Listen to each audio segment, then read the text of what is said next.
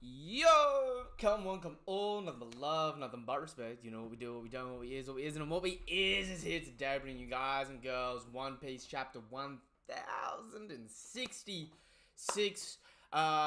Apparently the name of the chapter is The Will of Ohara, so I'm assuming we're going into some freaking crazy backstory stuff here. Especially with the way the last chapter ended, so I'm keen! I am keen for this chapter.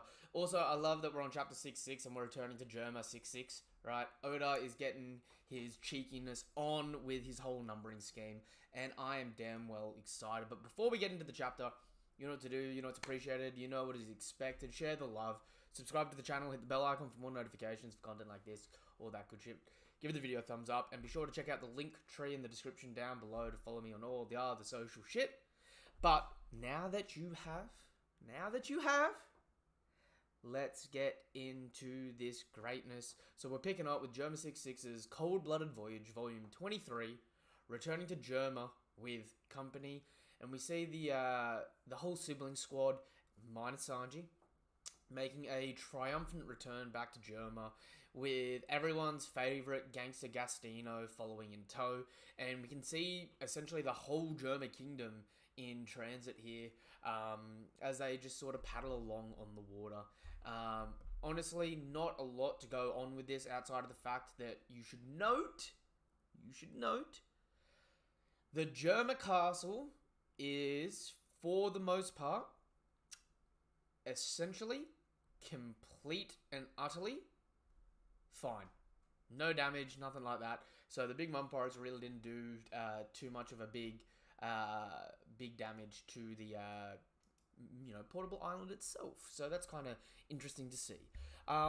Also, just looking at the reactions of the snails here, it's a bit odd to me that they've got so many different reactions. I'm wondering if these are maybe meant to reflect certain characters for some reason. It's just weird. The snails have all got like weird goofy faces going on, so interesting. Some of them have got 6-6 on them too, some of them don't. So, are the ones that don't have 6-6 new snails? Or are they infiltrating?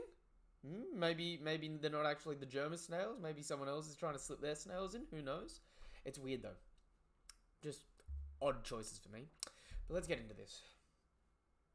What are you saying? A futuristic city like this existed in the past? Yo, a shock to the whole crew. This is just conjecture. I once knew a passionate archaeologist who was willing to risk his life to shed light on a certain ancient kingdom. Not only that, but at a certain site, machinery was excavated that dated back to the same era as the kingdom. Yo, even the cloud line here's got 066 on it.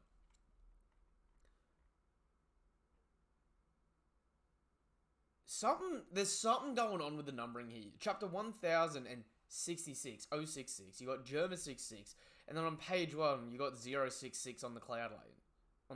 It's like something's going on. Are you saying that machinery was created during the Void Century? You tell me. Yeah, Vegapunk just straight up, just like, don't ask me stupid questions. You're the historian here. You want to know something about... Oh, you know something about this, Robin? No doubt it's a painful memory, but 22 years ago, your home of Ohara was eradicated by a buster call. I think that happened because Ohara uncovered the details of that kingdom's existence. Are we about to get the name of the ancient kingdom? I'm getting goosebumps. I'm chilly. I feel like we're about to get the name of the ancient kingdom. This is literally over 20 years in the making, this. Oh. Yo, wait. Actually thinking about it. How many chapters of One Piece came out at the 5-year mark?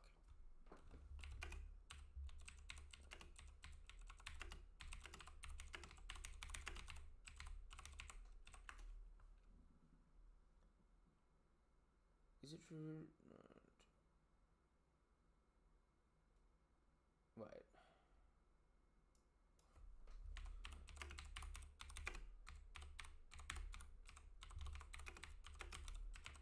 One Piece publication by year.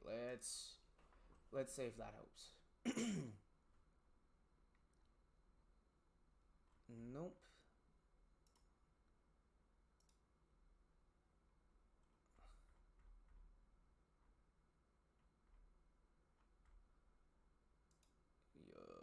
List of One Piece manga volumes. Okay.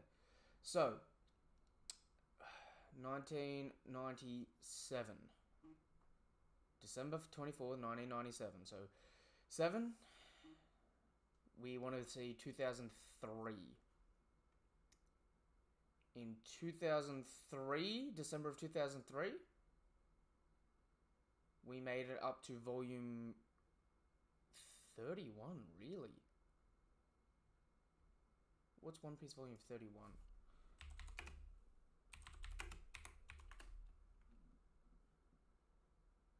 The Kulgara and Nolan flashback. Which is actually a point in time in the story where we were sort of going into the same backstory as the Void Century. Yo, Sage, good to see ya. Good to see you, my friend. So, unironically, 22 years ago, the home of a... this whole, 22 years ago, this mystery was a thing. It's almost 22 years in real time, not story... not in One Piece world time, because it's only been 2 years. But, it's almost been 22 years since the mystery of the Void Century was first established to us. Till now, us seemingly getting information about the Void Century. So, Oda has been methodically, almost aggressively throwing these sorts of numbers at us. So, the 20 years for Wano, 22 years for this. So, yeah, I'm excited. I believe the history of the Void Century is the history of a conflict. One between an alliance of 20 nations and this forgotten and advanced kingdom. Yo, so many years. So many years worth of theories just validated in a single sentence. Genuinely. The victorious 20 went on to form the world government and shape history as we know it. Yo, dude, they had full-blown mecha and three ancient weapons.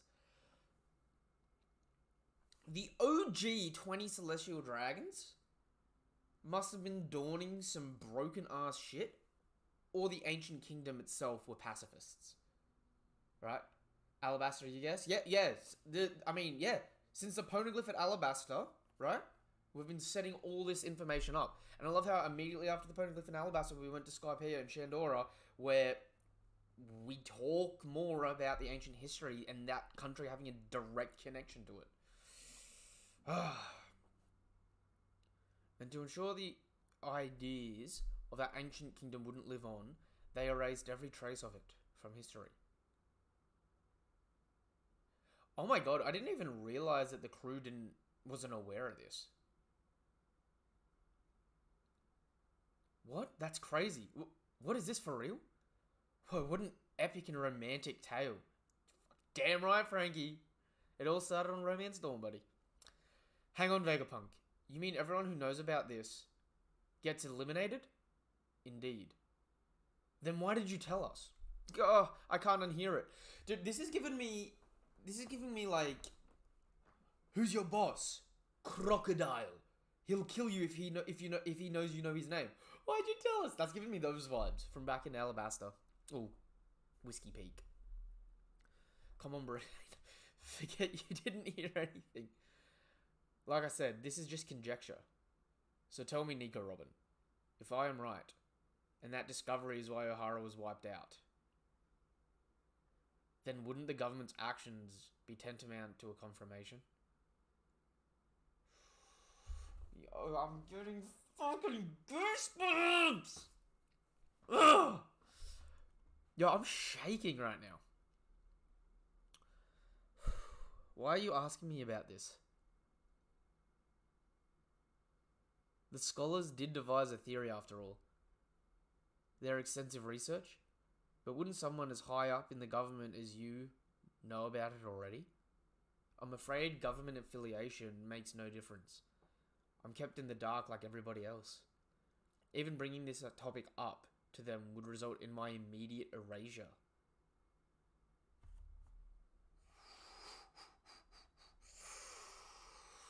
Too late for that. Too late for that, buddy. They already said it as Seraphim and the whole last CP0 after you. And stop telling us this is torture. Let us out of here. If that's true, how could you know they were researching that kingdom? All the books and materials were on O'Hara.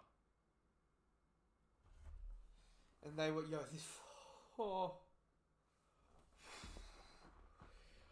The will of O'Hara lives on. Yo, that just gave me fucking goosebumps. Yo, and we see the Tree of Knowledge. That day shocked the world. In a single night, O'Hara, the island renowned for its love of knowledge, was wiped out, save for one little girl. Yo, Robin looks... The scholars were labelled devils, dissidents, who plotted to overthrow the government. A few months after the incident, I paid a visit of my own to the scorched earth of O'Hara. I was acquainted with Professor Clover, the foremost authority on archaeology. I figured I should at least leave some flowers for him. You knew Professor Clover? His obsession with the Void Century fueled his adventurous lifestyle. Yo, young Clover out here looking like an early One Piece villain. Searching for relevant texts the world over. I mean... Shit, is Clover technically a rival to the Nox Pirates? Or the Nox crew? The Marines incarcerated him on a... Yo, are we about to get a Kaido-esque rundown on the life of Clover searching for the Void Century info? The Marines incarcerated him on at least 10 occasions. By the time he settled down, he was the world's most famous archaeologist. Yo, my dude out here like the discount Indiana Jones with the 3-leaf clover on his head. Over time, countless scholars were drawn to him, and they all flocked to O'Hara.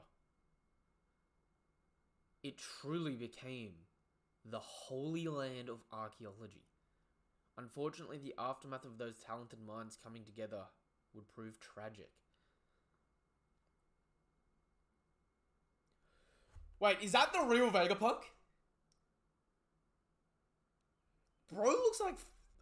I'm sorry, the bro looks like a fucking Dr. Seuss character from behind, I ain't gonna lie.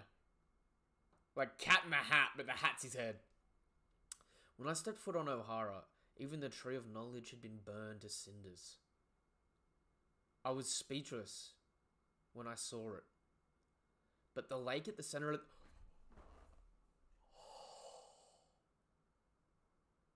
The books! They threw the books in the water! Did that actually fucking work? Oh!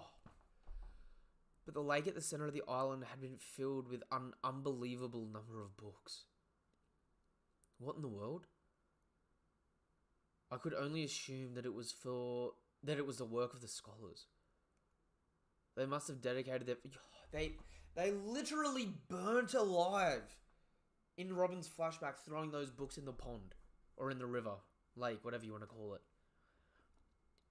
They must have dedicated their final moments to ensuring the future had access to their treasure trove of knowledge.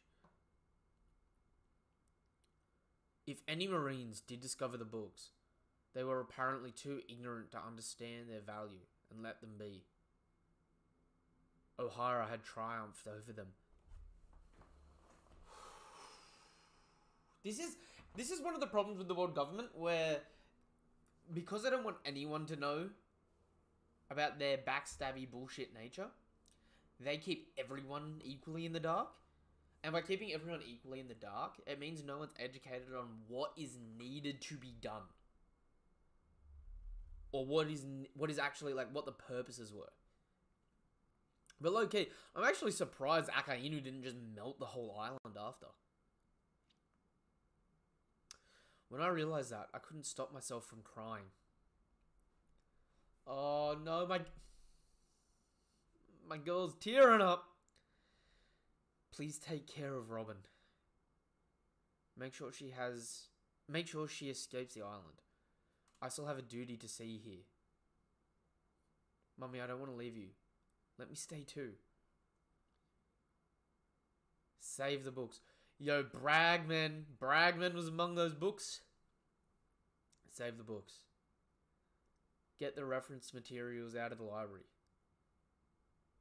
Robin, history is our greatest treasure. It must be preserved. We can't just give up on your future.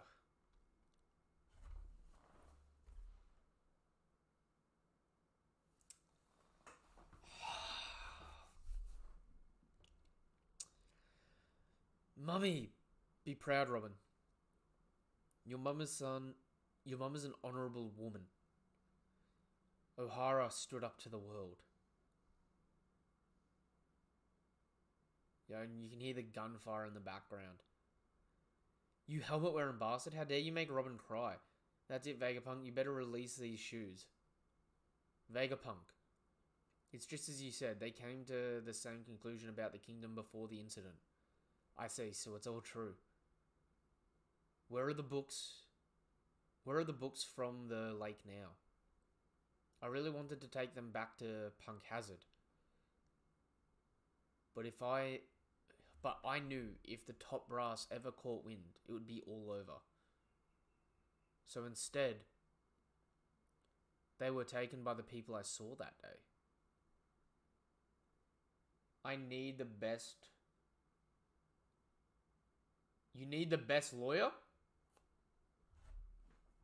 Why do you need a lawyer, Sage?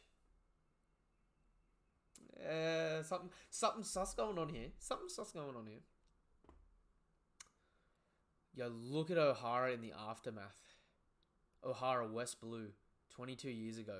A few months after the Buster Call incident. Someone else is visiting the debris. Yo, Giants are getting it. Wait, is that Hudruden?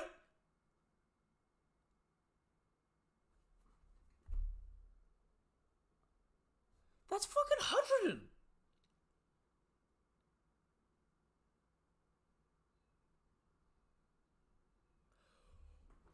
Is this the Grand Fleet members? Wait, that's Hudruden. That's... Oh, what's his name? Is it Goldberg? And, Big Mum's friend Gerd? Am I tripping? Hang on.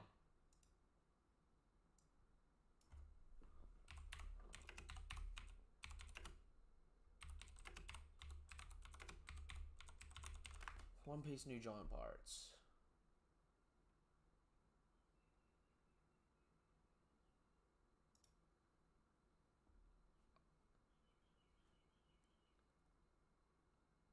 No, that is dead ass Hudruden.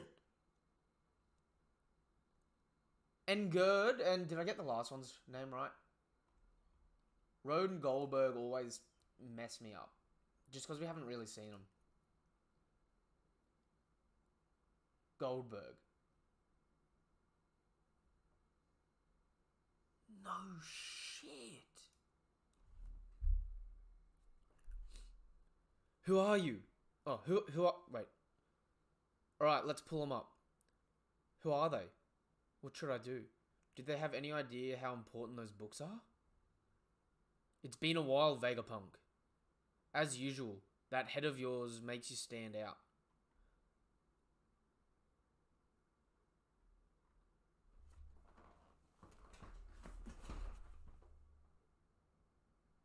Is that you, Dragon? We're getting... What the fuck? Yo, and that's young Dragon! Doesn't even have a face tat yet. Wait, this is 22 years ago, so this is before Luffy was born. Hang on. Dragon, what are you doing here? That's my line. Your head definitely looks like it's gotten a good bit bigger. I knew Old Man Clover. You too? I know he was once a bit of a hooligan roaming the seas, but all that nonsense about him trying to destroy the world is blatant propaganda. Yo, so he was getting blasted as like a top tier criminal before O'Hara.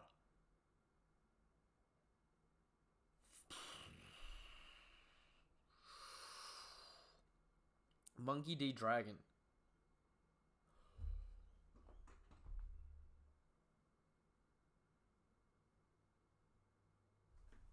Wait!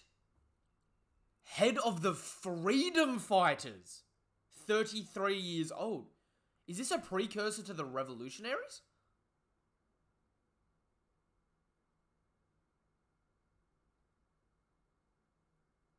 Dr. Vegapunk. Head of Punk Hazard Laboratory, 43 years old. So even 22 years ago, Vegapunk was on Punk Hazard. Which makes sense because 2 years after that, Kaido takes over Punk Hazard. And we know that Vegapunk had connections with Kaido and Punk Hazard around that time, right? Yo, it's propaganda. Are you worried about the Giants? They're not scavengers. I had a word with them just now. It seems they're from Elbath. And they're fully aware of the value of those books. Holy fuck. Yo, are we about to get the Void Century shit from Elbath? Because if they've... Oh,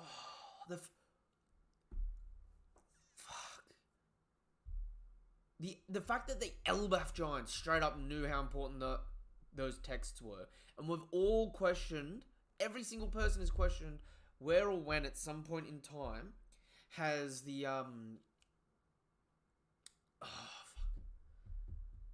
the poneglyphs that had to be moved by giants essentially because they're just so big, right? Yo, they're gonna have the final poneglyph and all these freaking texts and information. So, when we get to Elbath, Robin's going to learn the name of the ancient kingdom cleanly, touch up on all of her other knowledge, and we're going to get the last road poneglyph. Holy fuck. Their captain was a strange giant wrapped from head to toe in bandages. He said O'Hara sacrificed itself for those treasures, and he couldn't let them be erased from history. After seeing a government lackey like you lurking about, I'm glad they're here to scoop them up and keep them safe. Hey, you know I'd never. You passed on... Oh. Yo, he was invited to be a Rev? You passed on joining the Freedom Fighters a while ago.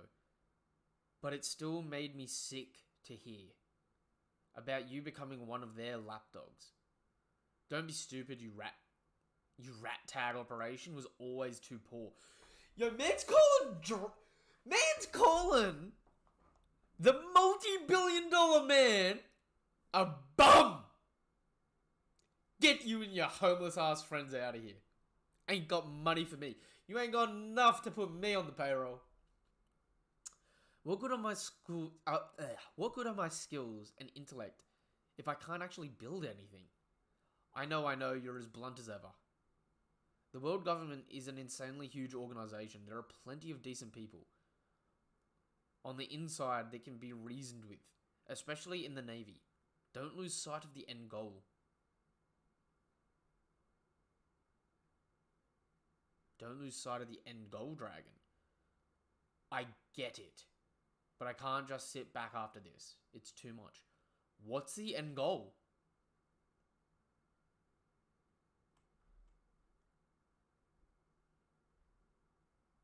Yo, I just realized, like, this is the first time actually seeing real Vegapunk. Kind of looks like Edison, but with a big ass head. Like a big ass head. Like a big ass head. But them tiny legs though. Oh, he's got the whole potbelly scientist vibe going on. What's with his tongue? Yo, dude just has enlarged frontal lobes. His brain's growing too big. His tongue's out. Goddamn, end goal. Yo, 100%. What is... Vegapunk and Dragon both are doing separate things. Even though they're odds, they have the same end goal.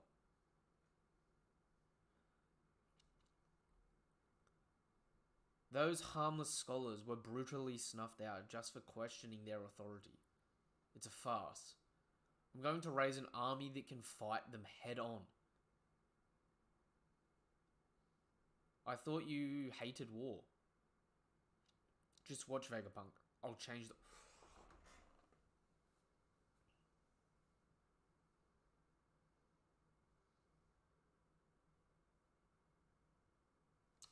Yo, straight up.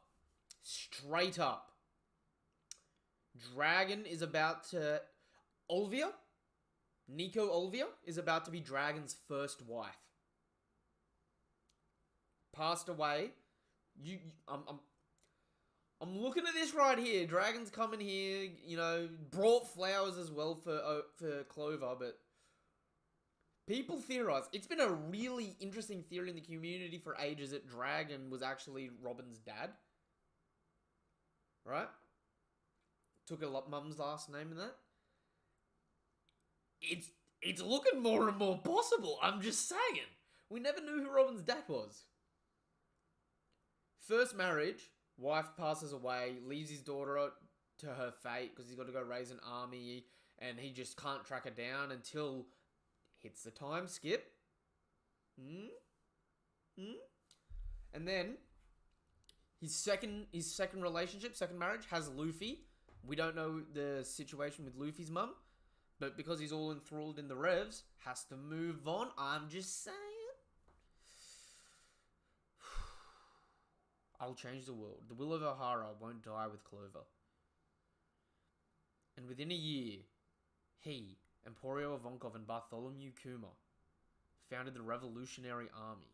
Yo, so the Freedom Fighters were a precursor to the Revolutionaries, which continues to shake the world to this day. Wow, Luffy's dad sounds intense. Did you say Elbaf? Professor Clover's fate-motivated dragon? Robin's just like, yo, that man needs to talk up more. He just sits and complains.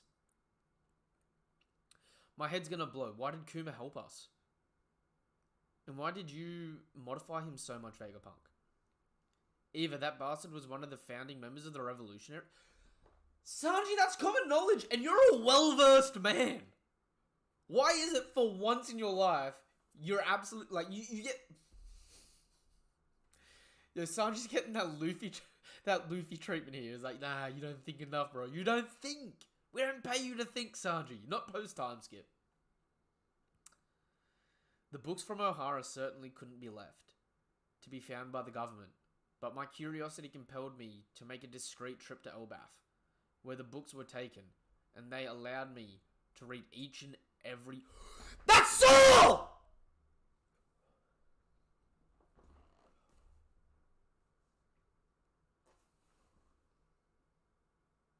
That's all. Ice time capsule!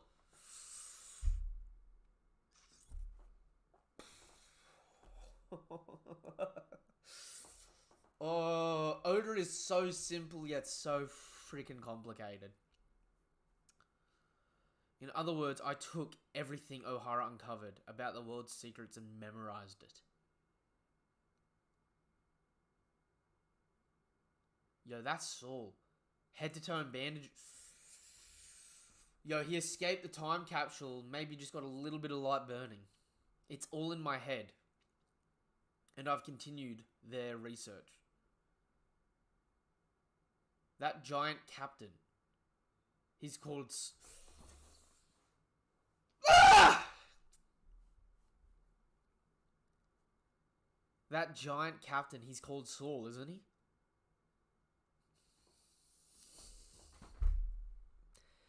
He's in hiding now, so I can't confirm anything. Yo, look at this girl crying.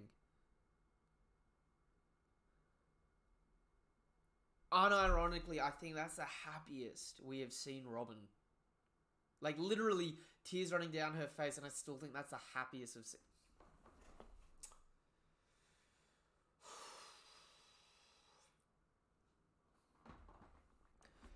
Best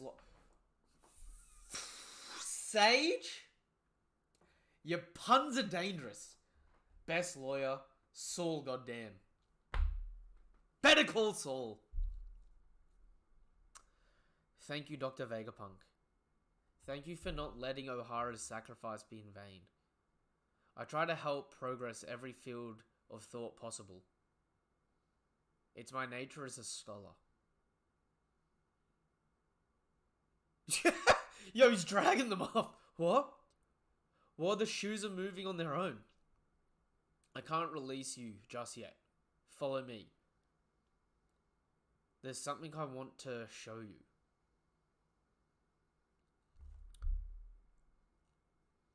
They're going down a hallway, but it doesn't have one of the Seraphim rooms in it, so... What are they going to see? Junkyard, Egghead's fabrication stratum. Yo, look at the big old robot. Chopper, there's no way to get in. Oh, it must be the type that moves on its own. Yo, did they actually think that was a mech? They thought this was like Shogun Frankie. They were going to get to drive it. Move!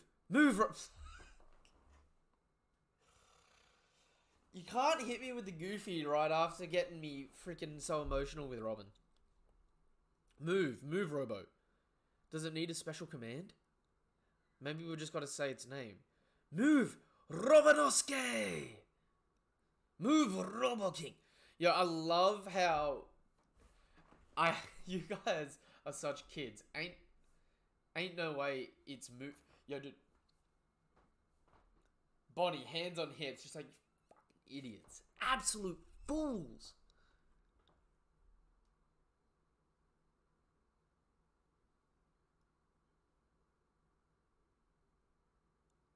Yo, what is this? There's like an explosion off the chest. One. Huh? The robot's gonna blow. What the fuck? Okay, we got an... Okay, this is current Vegapunk. Wait. Slide. Save me, Quasar. No good. Another debacle. Somebody please save me, Quasar. Perhaps... You fucking... The what?!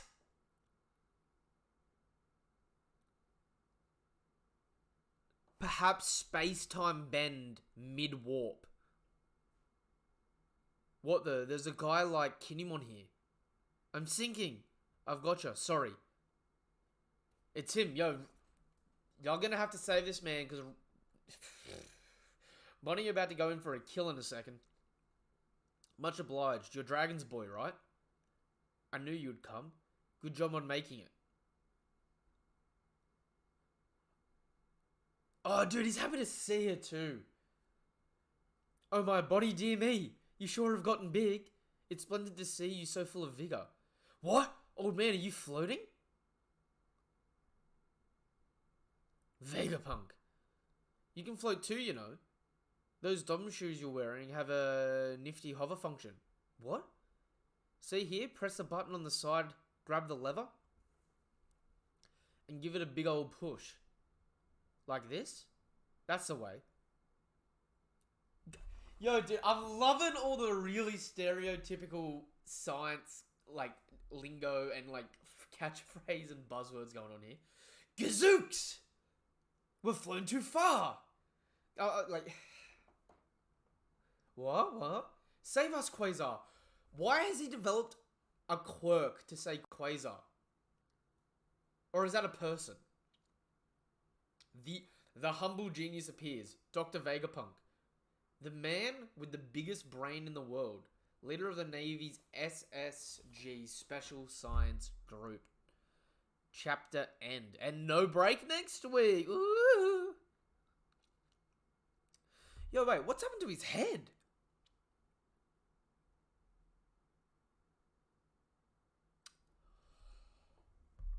Right. So he's cut his brain up and separated parts of his brains into 6 other individuals.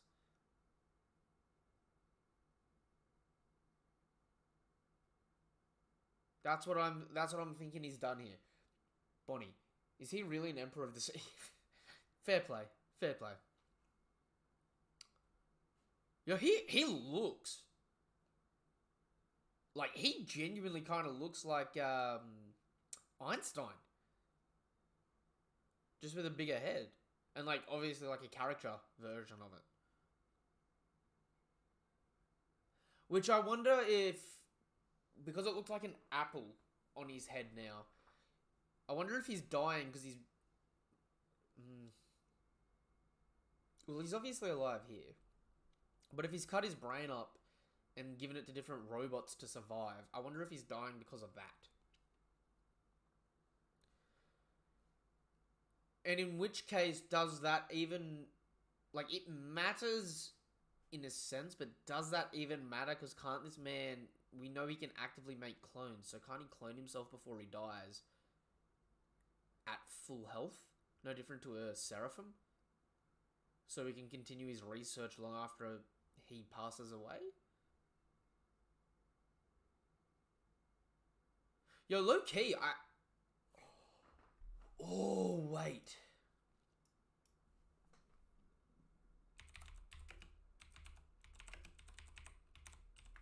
Wait. Oh, the misery. 454.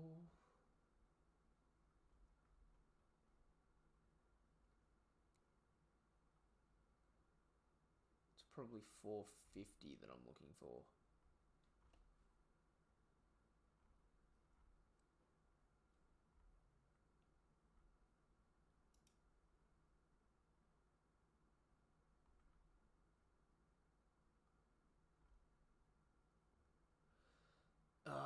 Okay, he looks a bit different to what I remember.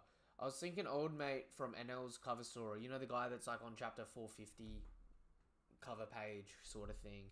The scientist, the other scientist from Vegapunk's hometown. I was like, oh, maybe they're like, you know, related. Like maybe brothers or cousins or something. He looked a lot different in my memory than he does looking at him though. Yeah, that's definitely an Isaac Newton reference there with the apple on the head, I think.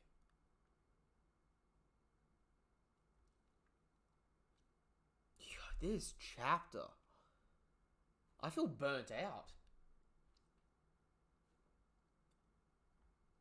Yo, chat, what does everyone else think about the chapter? Ooh, hang on.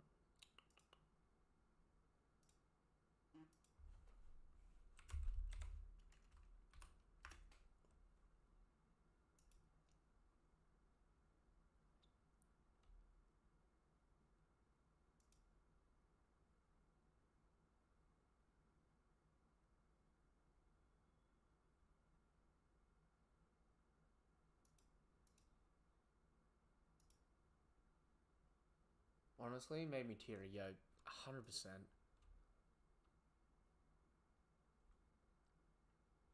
Yo, this guy's dabbling with freaking space time manipulation and just straight up teleportation.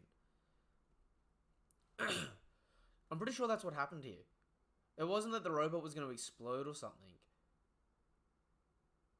He teleported, trying to like replicate Law's ability, spawned halfway through the matter of the robot,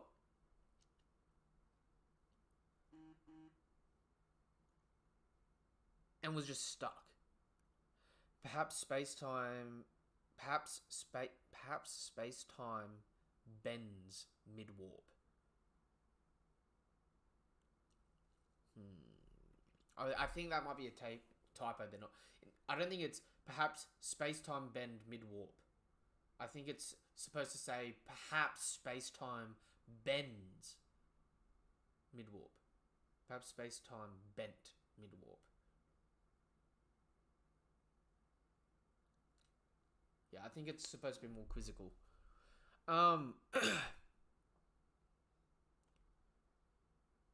This is... I've got to go back to the beginning of this chapter. This is freaking ridiculous. Hang on. Hang on a second.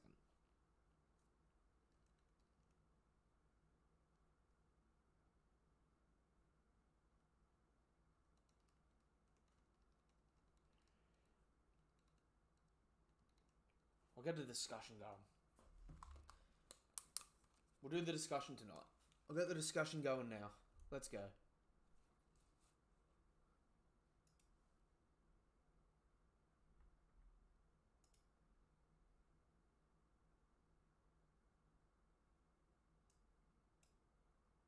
Alright, eggs is up and in.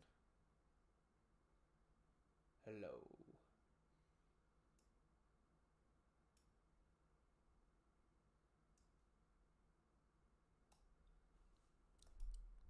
Yo, this chapter was wild. Yo, eggs, can you hear me? Yep, no worries.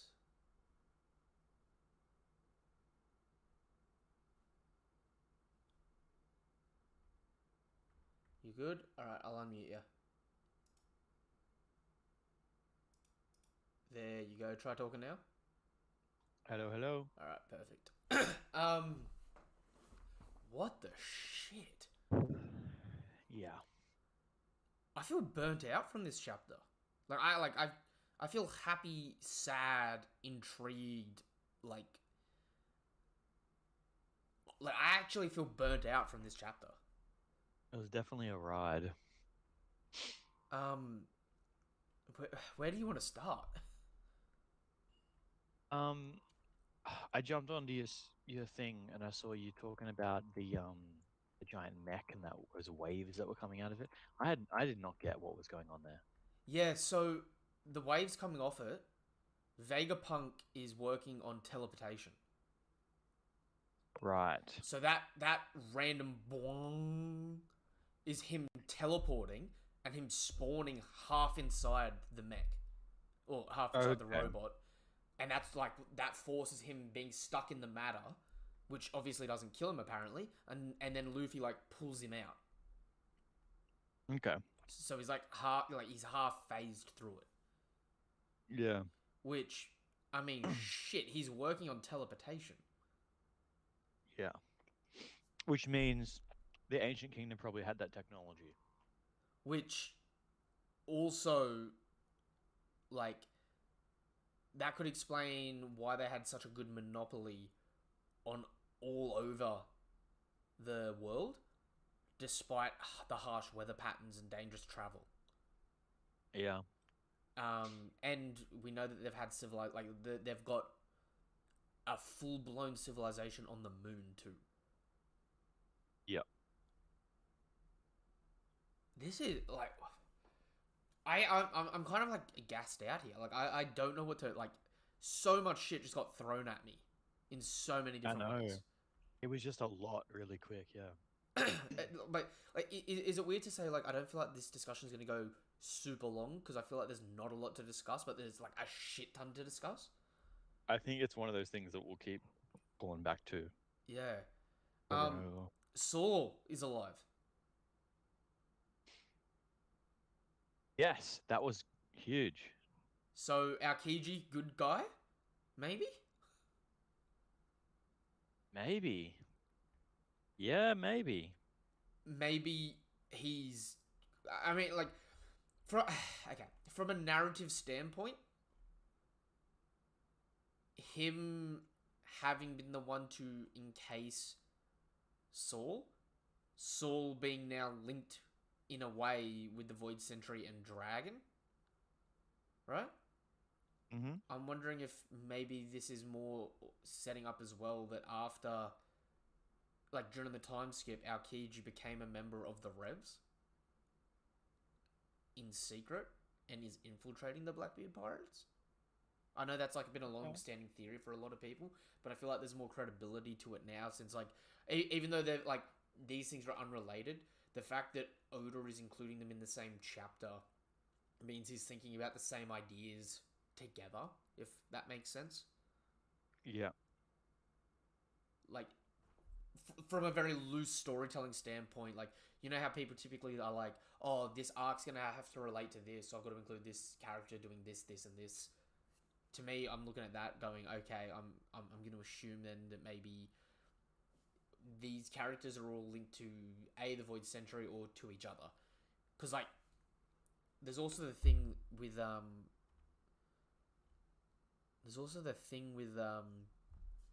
Vegapunk, where he's like, don't lose sight of the end goal dragon, which Yeah, true. almost makes it seem like Dragon and him have a plan.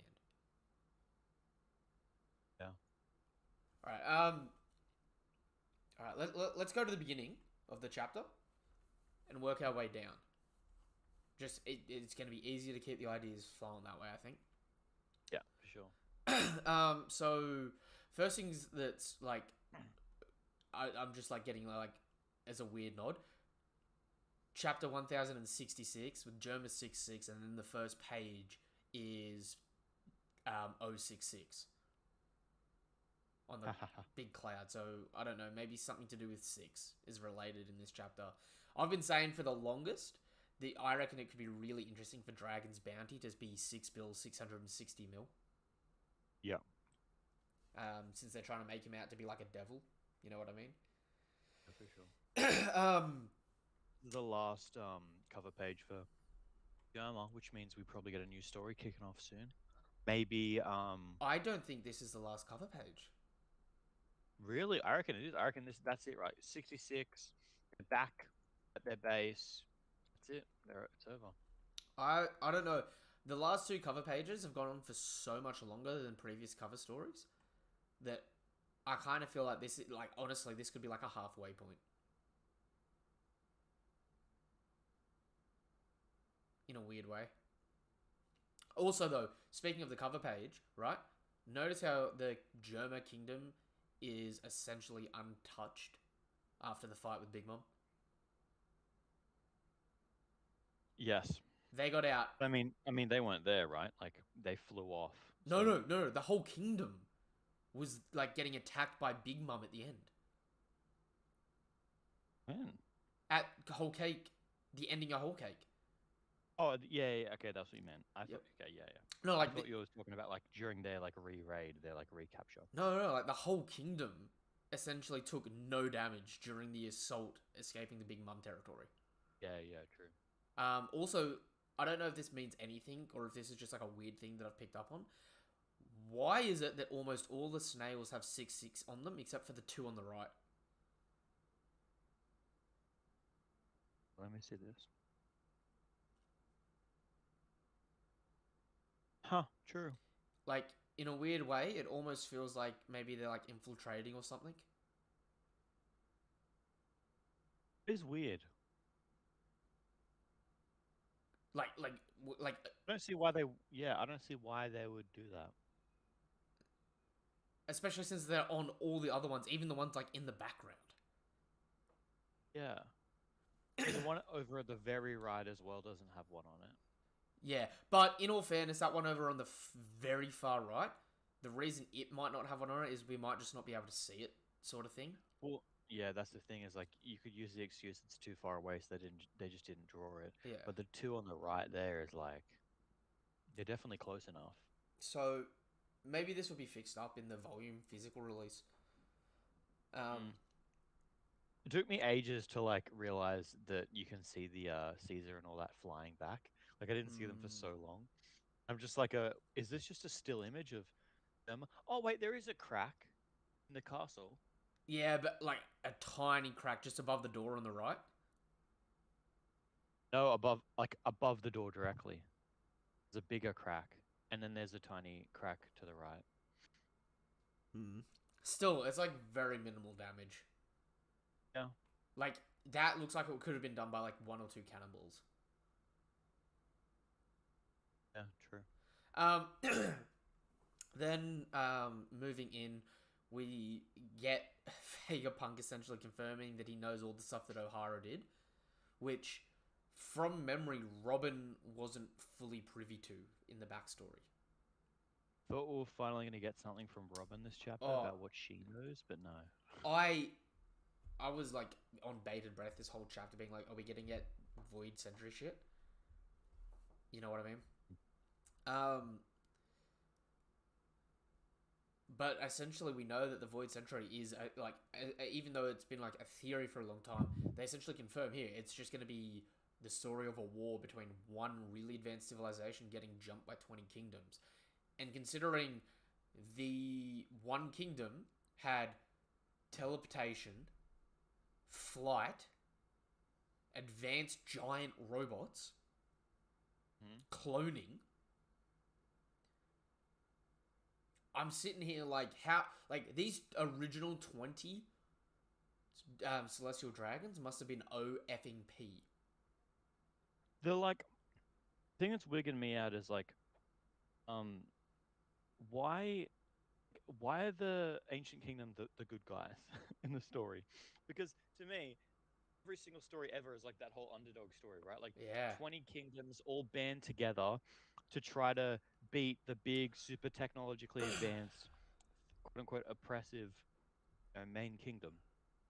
Like, then the way that this is playing out is that they're the bad I guys. could see a plot twist where it turns out the celestial dragons were originally good guys and they've just like turned into what they hated over time.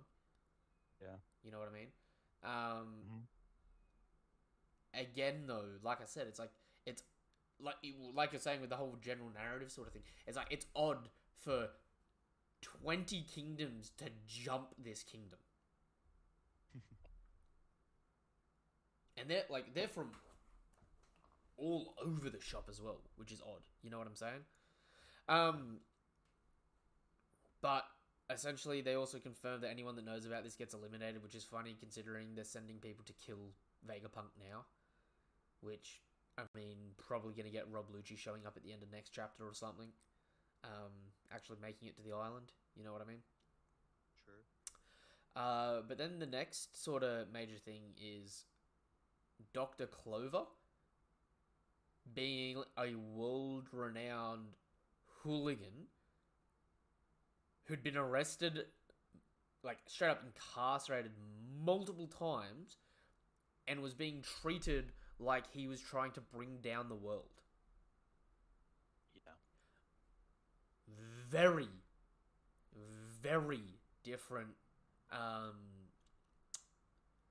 very different sort of backstory to what I think we know or what we've seen with him. Like very different type of guy in his youth. I mean, he just seemed kind of like the village elder sort of deal. Yeah. Um, He did. Whereas right now they're seemingly painting him as like he must have been relatively powerful as well. well, I actually was just like, this is the second ever like actual archaeologist crew that we've really heard of outside of the Nox pirates, which was like the minks. Yeah. So Clover may have actually had like a bounty on him. Yeah. Not just that though, You dude. know, that would make sense as well because I mean, like, sure, he could have been really strong himself, but he's still not going to beat a Buster Call. Yeah. You know? So it's like, yeah, it doesn't like really ruin any aspect. Um, Just looking at it now, what is up with this world government ship with PH on it? That must be a punk hazard ship. Who's this? Um, when we see young Clover just above him, Above him. That one, yeah. that must have been Vegapunk's ship that he was taking to the island. Must be Punk Hazard. Yeah. Yeah, Um, yeah. He must have had his own ship. yeah, cool.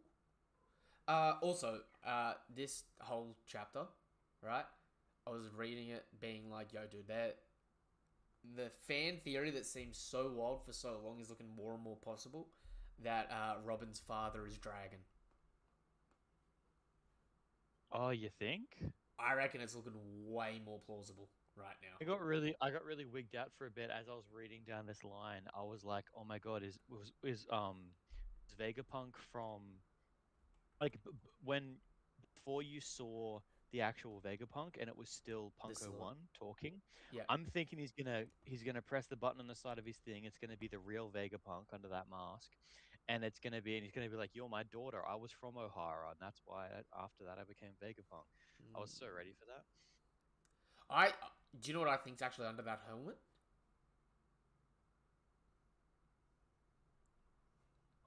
I reckon under that helmet is literally just his brain. I think he cut his brain into 6 pieces or seven Yeah, the pieces. six pieces. Yeah. And that's why his head's so small at the end. Because, dude, his silhouette here, he looks like a Dr. Seuss character. Like, he looks like Cat in the Hat, but twice as fat. Got the whole pot belly going and everything. You know what I mean? But I we got. like the freedom fighters. That's pretty cool. Yeah, Yeah, the freedom fighters. I was about to say, we got the whole freedom fighters thing, which 22 years ago, obviously this is before Luffy's born. Dragon doesn't even have a tattoo yet, which is interesting because he gets a tattoo of his leg band. So I'm wondering if that has more significant meaning to him for something else. Yeah, right. Maybe. More than that, seems like he's a bit of a pacifist. With the Again? yeah, because you got Vegapunk who's like, I thought you hated war. Oh yeah, yeah, yeah. So I mean, that's the thing. Yeah, I think it's like he was really nice, and then he saw all the evil shit that happened to the old government, and then just kind of lost it. it's weird to say because he's 33 years old here, right? And he's the head of the freedom fighters. Hmm. Obviously, this is like a precursor to the revolutionaries, but this is still 33 years into his life. I'm questioning if he was ever part of the Marines or not. Plus, yeah, he still couldn't very well have been. Hey. Mm. Because what his age here, I think, is about how old our Kiji was pre-time skip. Hang on.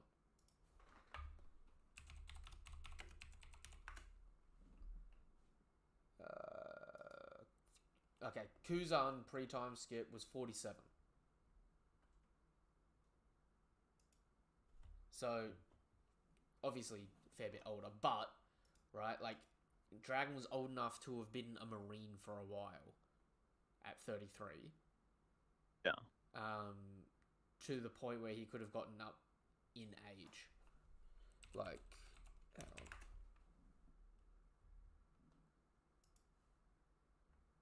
Even here. Yeah, like literally, Smoker's age pre-time skip was 34. You know what I mean? So his age Yeah. here is like Smoker at like Captain. Or actually, same age as Smoker when Smoker's a Commodore. You know what I mean? So he could have been like a reasonably high-ranking Marine for a bit. Quit because he didn't like taking orders. Or maybe he never had anything to do with it. Maybe he just started the freedom fighters and was maybe something more similar to the Germa where he was like, you can not hire us, but hire us, share resources with us, and we'll come help you fight against oppression and shit like that. Yeah. Well, that's the thing. Like, it seemed like the freedom fighters were not as much like a giant army trying to take down the world government, and it was just a ragtag Yeah, group. very. Yeah, which is Um, cool. And like they got pushed too hard, that kind of deal. did you notice who these giants were? Which ones? Ones digging? The ones with the nets? Yeah. No, were they anyone particular? Well, the one holding the top of the net with the black, Yeah. that's Hadrian. Ah, yeah, it looks like him. All three of these are identical to the Straw Hat Giant Grand Fleet members. So Hadrian up there on the top. To the left is Gerd, the little girl from Big Mum's flashback. Yeah. And then Goldberg, the one that was born in Big Mum's flashback, is the one in the water. Huh. So I got a feeling we may go to Elbath as the next island and specifically run into these guys. And like Elbath is going to be where the last road poneglyph is, and we're about to get a goddamn colossal info dump. Which is weird to say because it feels like we're already getting a massive info dump here. You know what I mean? Yeah. Dude, I am so run over the place with this chapter. Like even Ivankov and Kumar being the other two founding members of the Revolutionaries. So it's very common knowledge that Dragon is the number, like is the leader, but like I wonder who they regard as like between Kumar and Ivankov as like the number 2, number 3 sort of thing. You know what I mean? Yeah. Especially since Sabo has now taken up the position of chief of staff. But unironically, that could have been taking up for the fact that Ivankov was in prison or Kuma was now a warlord. Mm-hmm. So it's like, I don't know. Right, like which one of them was the chief of staff before? Yeah. Which is really interesting. It's also, dude, I'm so lost from this chapter. There's just so many ideas because I'm still thinking like if you go back up to the just before the flashback, just after the flashback, right? Yeah. You know how Vegapunk drags them off and he's like, "There's something I want to show you."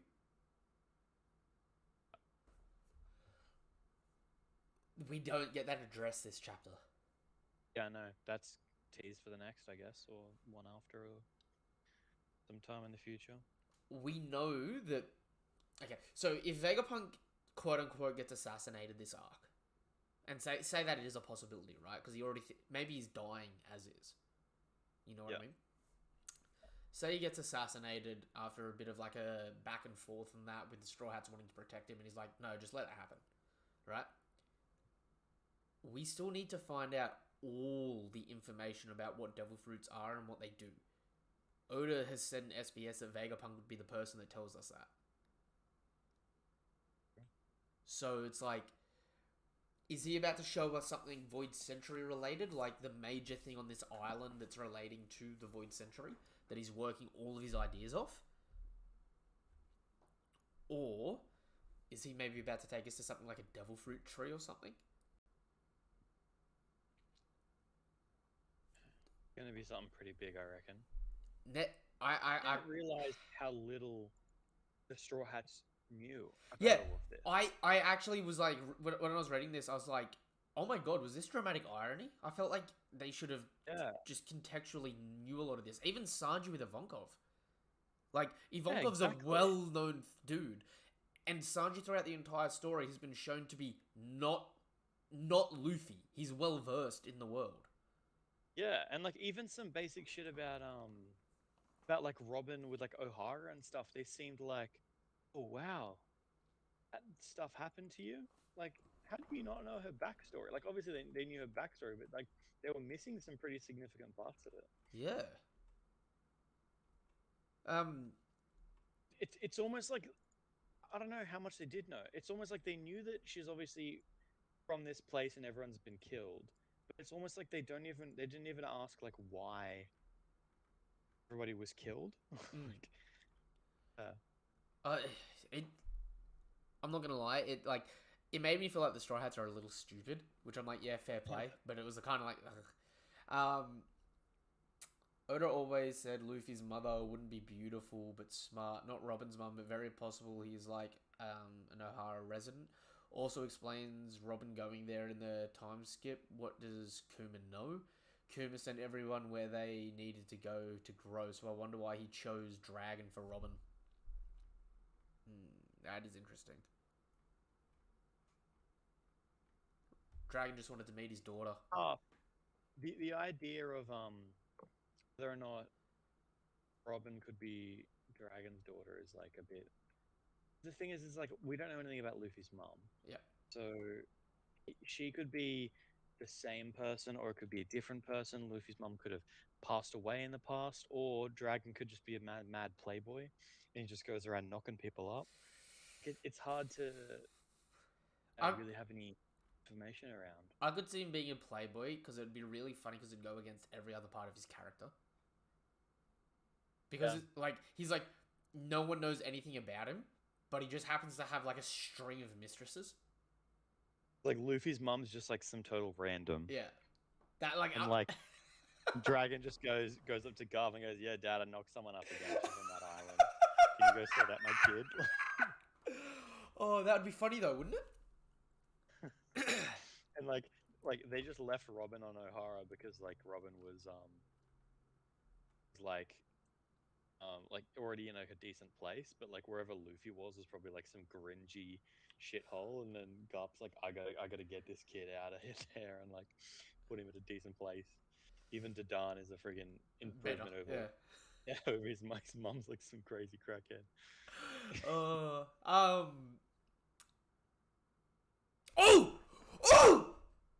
Guess what I see? What you see? I see a door with a number 7. Do you now? Yeah.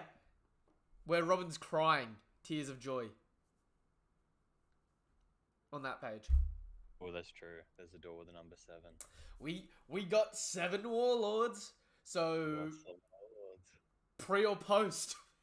Go on pre. Seraphim Buggy inbound? Yeah, surely not. Dude, no, could you imagine? Talent. No, he's just useless. No. No, he's just a Lunarian. Give him the non-canon luck fruit. No, dude, like I said, he's just a Lunarian. So like everyone's like, I've never actually seen Buggy fight. How strong is he? And like he's like no different to King, just off cuff, right? Yeah. So it's like him. Everyone that thinks he's strong now sees he's Seraphim, and they're like, oh my god, Buggy is strong. What the shit? And Buggy's there just like, why is my clone so much better than me? Yo, that's 7 though. 7 Willy Wally warlords. Yeah. Ooh, it's got to be pre-time skip because the Jinbei one, because he wasn't a warlord post-time skip. Yep. So are we about to see a race swap essentially of all the warlords as kids? Fair play. Okay. Happen. Ooh. This end part of the chapter as well. I reckon next chapter is going to start off with Bonnie trying to kill Vegapunk. And Vegapunk just freaking out like, whoa, and Luffy trying to stop her. Yeah, and then I could see that. And then we're going to cut back. We're going to cut back to the other Vegapunk. And there is going to be a poneglyph.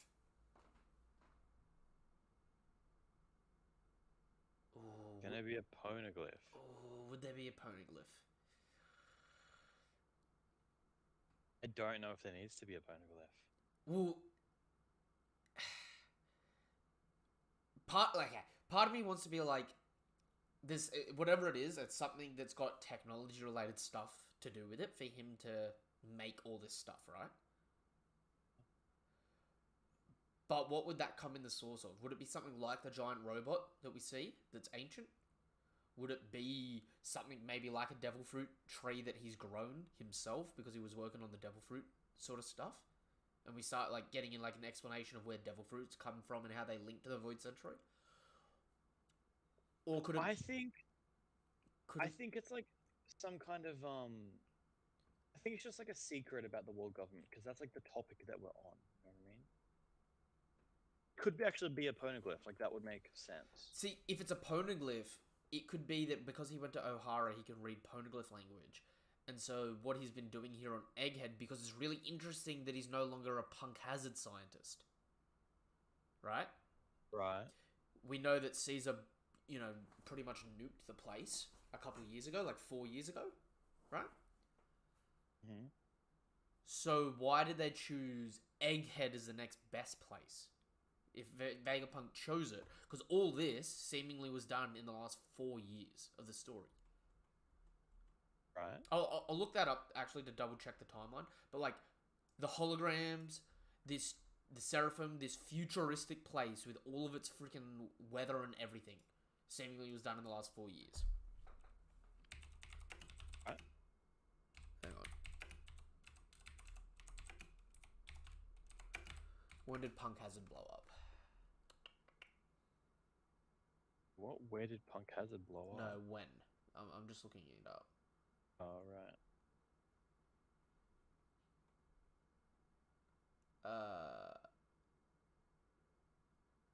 No, that's Caesar stabbing it. Um,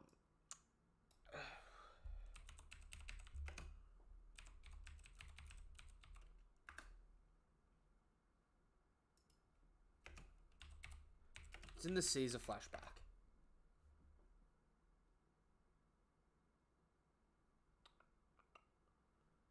Where is it?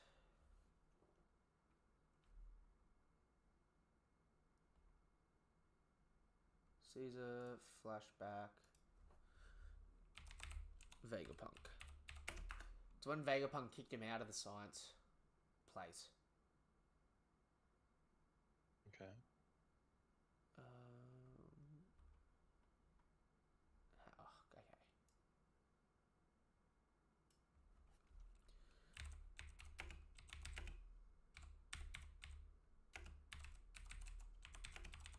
When did Punk Hazard become in?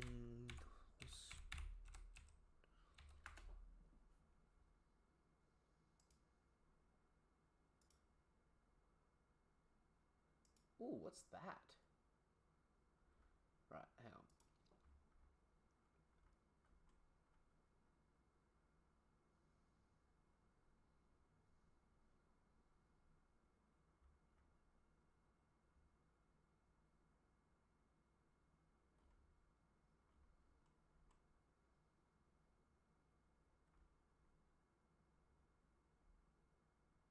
Hang on.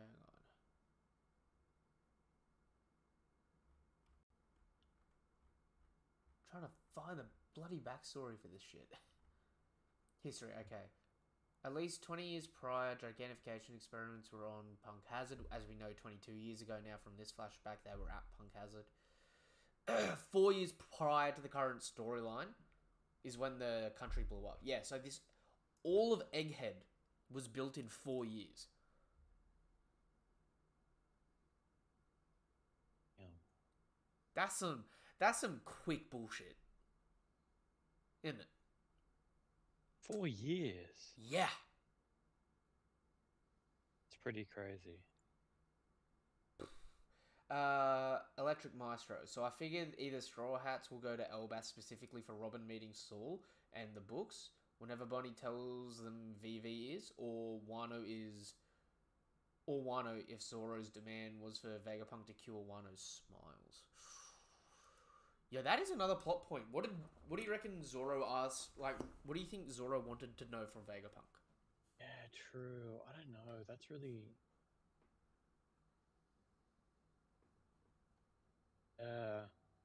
Yeah, how is this arc so short already? It's already been such a short arc, and there's already so many freaking questions. All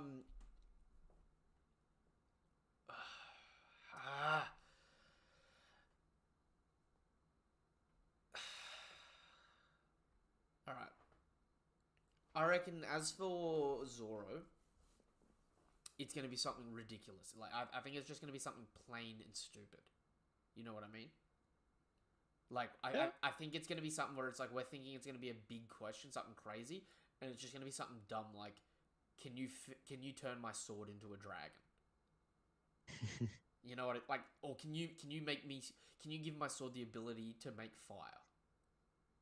But can you imagine what would happen if they ended a chapter on that and everyone's like, "Oh, his sword's gonna turn into a dragon," Like, you can see and then Zoro. nothing comes. You can see Zoro asking something dumb like that, though, can't you? Yeah, for sure. As for when we go to Elbaf, Elbaf is going to be such like Elbaf is going to be such a mixed arc, right? Because we've got the fact that the Straw Hats are friends with Lola, right? And seemingly the Giants now hate Lola because she rejected Prince Loki, right? Yeah. But we have the fact that Straw Hats are credited in part with having defeated Big Mom, someone that the entire nation of Elbaf hated with a passion. They have Giants on their crew, and they're going to have Saul seemingly hiding out there. So it's like one potential enemy is like the leader of the country, and all the countries seemingly are allies, just off cuff. Not to mention if Dory and Broggy make it back before we get there. Like, could you imagine if they finish their duel? I so want to see Dorian Brookie again. I love those boys.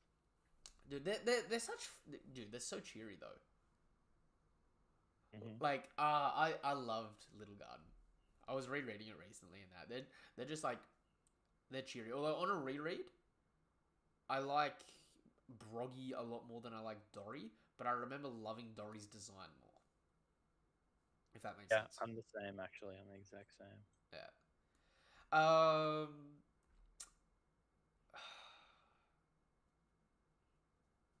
I'm so confused of this arc right now.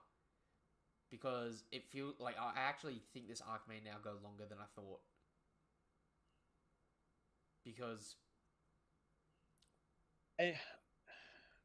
Yeah, look, that's true. I don't think it's going to go that much longer. I reckon this arc may be 3 volumes. 3-4 volumes. Right? From about 1,000... How long is it so far? 10, almost. 10 chapters, 1 volume. I could see it. Hang on. Projects. Let's hear. Hang on. Hang on. When did... so we're at 66, so 56 was Cross Guild. Right? So Cross Guild and then final curtain of Wano was 157. So we've had 9 chapters of what is regarded as the Egghead arc. Right. So 1 volume's worth. I would say...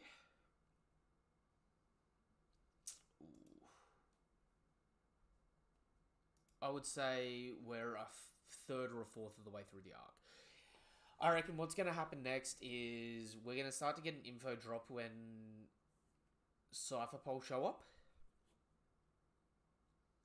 A little bit after Cypher Pole show up, I think we're going to have Helmeppo show up and try to plead with Vegapunk to do something about Blackbeard. Resulting potentially in Vegapunk's death, but because he accepted it. And I was actually thinking about this theory before. Vegapunk outright can clone people, right? Yeah. What's to say that he hasn't cloned himself for when he dies? But just as a kid. Organically, right? Yeah. Like, you know, Boba Fett. That's true. Just for the next generation to have a scientist. Because if you can do it for other people, I see, and like we know that they keep their lineage factor where they inherit skills and stuff like that. Essentially, he could clone himself and just transfer all of his information to the new kid. And just go from there, you know what I mean? True. And what? How old is he now? If he's 43, 22 years ago, makes him... He's 65 at the moment. He's not too old. You know what I mean? Yeah, that's the thing. I think like, I don't know, he's not gonna die just because he dies. Yeah. Just randomly. See, It'll be he gets assassinated or killed or. so I could see it being a thing where it's like, maybe his brain was getting too big for his body and it was killing him. So he Right. split himself up to do more work in the time he has left. Because, like, look at the end. Like, his brain's essentially gone.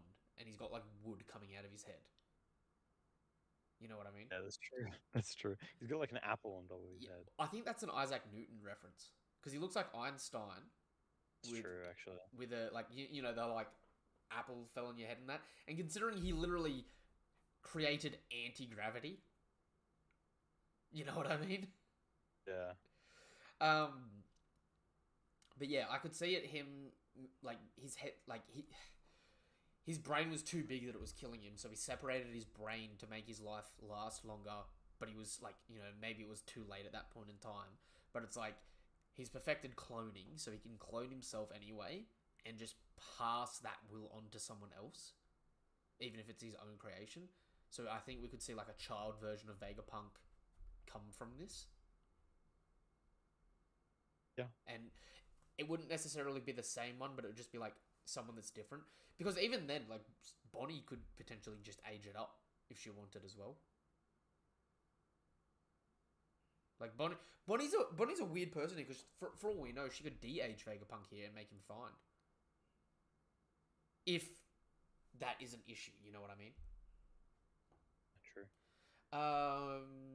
Egghead might be a shorter arc along with Elbaf, since I don't see them having any big villain for Luffy to fight aside from some shown action sprinkled in the final arc with the bigger fight. Would it be weird to say... I actually don't agree at this point, Maestro. And I'll say why. I think straight off Egghead, before going to Elbaf, we're going to fight Blackbeard. I think. Do I? Part of me wants Blackbeard to be involved in the final war, but the other part of me, like, Blackbeard is a final antagonist for the One Piece. Yeah, I think we're going to fight him before the final war. I think there's probably enough to get into. Though I will say, like, so far, this entire arc has just been, like, pulling away from pirates and towards world government. But while it's been setting up the world government, it started off with, like, a heavy setup for Blackbeard. True. But that could honestly just be... Yeah, I don't know, because here's the thing. For example, like, a lot of people have been saying that it's possible that Blackbeard gets Pirate King before Luffy does, right? Yeah. This is like a perfect setup what's happening now for Luffy to go fight the world government, and then after that, when all the ashes have settled, Whitebeard is Pirate King. Blackbeard is Pirate King. See, what I could see happening right now is the reason they showed all the stuff with Blackbeard at the beginning of the arc is because he's going to be the immediate villain as soon as the arc ends. This arc, at least. And it works because we're within one island of him. Right? Yeah, true. So what I could really... Oh, God. My thing just randomly refreshed. What I could really see happening is the reason why... So we set up Blackbeard, immediately drop the plotline, focus on Egghead and the world government. The reason why I'm thinking we're focusing so hard on the world government isn't just because we need to focus on them, because it's relating to them, but it's also because we haven't actually had a marine arc post time skip. You know what I mean? Yeah, that's fair. Like, the closest two things we had to it were Punk Hazard and Dressrosa, where there was marine presence, but we've just come out of Wano, which had literally, essentially no Marine presence or no world government presence. You know what I mean? Yeah. So it's like the world government and the Marines have always had like one representative present essentially in every arc, but they've never been like they haven't been a focus of an arc post time skip. I feel like we're focusing on them now, and whatever the resolution is going to be at Egghead, we're going to cut away, and I feel like we're going to deal with specifically Blackbeard, the winner of the Blackbeard fight, which obviously will be us, hopefully. The winner, I think, will actually move on to Elbath. The reward of the conflict of the next arc being Blackbeard, I think, will be the Poneglyph and all the information at Elbath, which will directly lead into the final Poneglyph being found, because I'm just going to assume that they are holding on to it now, right? Resulting in, once we get enough information, we either do Laugh Tale, then Final War, or Final War, then Laugh Tale. If that makes sense. I could see it. And those last two are really interchangeable. It could be, you know enough to have to deal with the world government, only to find out later that the world government weren't exactly the bad guys, but they weren't the good guys either. Or you get the Joy Boy backstory, the Laugh Tale thing first, which sets us on the path of taking down the world government. And the thing about it not mattering either way is, like, do you end the story with Luffy finally becoming Pirate King, or do you have Luffy become Pirate King and then end the story with the final war? If that makes sense. It's hard. Like, I see the thing. I want the final war to be the last. I want Luffy to be Pirate King and then do the final war. Yeah. And I think I would even say that, like, I think it's probably more likely for that to happen, because even recently we've gotten Luffy with this whole "this is my goal" kind of deal. Like I want to be the Pirate King, but that's only because I want to accomplish my dream. And then it's like, oh, what's his dream? I think that just gives even more credence to. Once we do find the One Piece, though, it's not over. Luffy still has plans. It's not just going to be, I'm Pirate King, I'm going to just sail around and be free now. It's like he has another goal. And see, the thing about that is, because of him having that other goal, is it Laugh Tale, Final War, final goal? Or is it Final War, officially become Pirate King, final goal? Okay, Maestro, you do have a good point there. Like, he commented, really, do you think that Blackbeard would be the sort of guy to pop up in the final war for Luffy to confront? I'd be surprised if he didn't. He seems like he seems to power up a lot already. See, the problem is,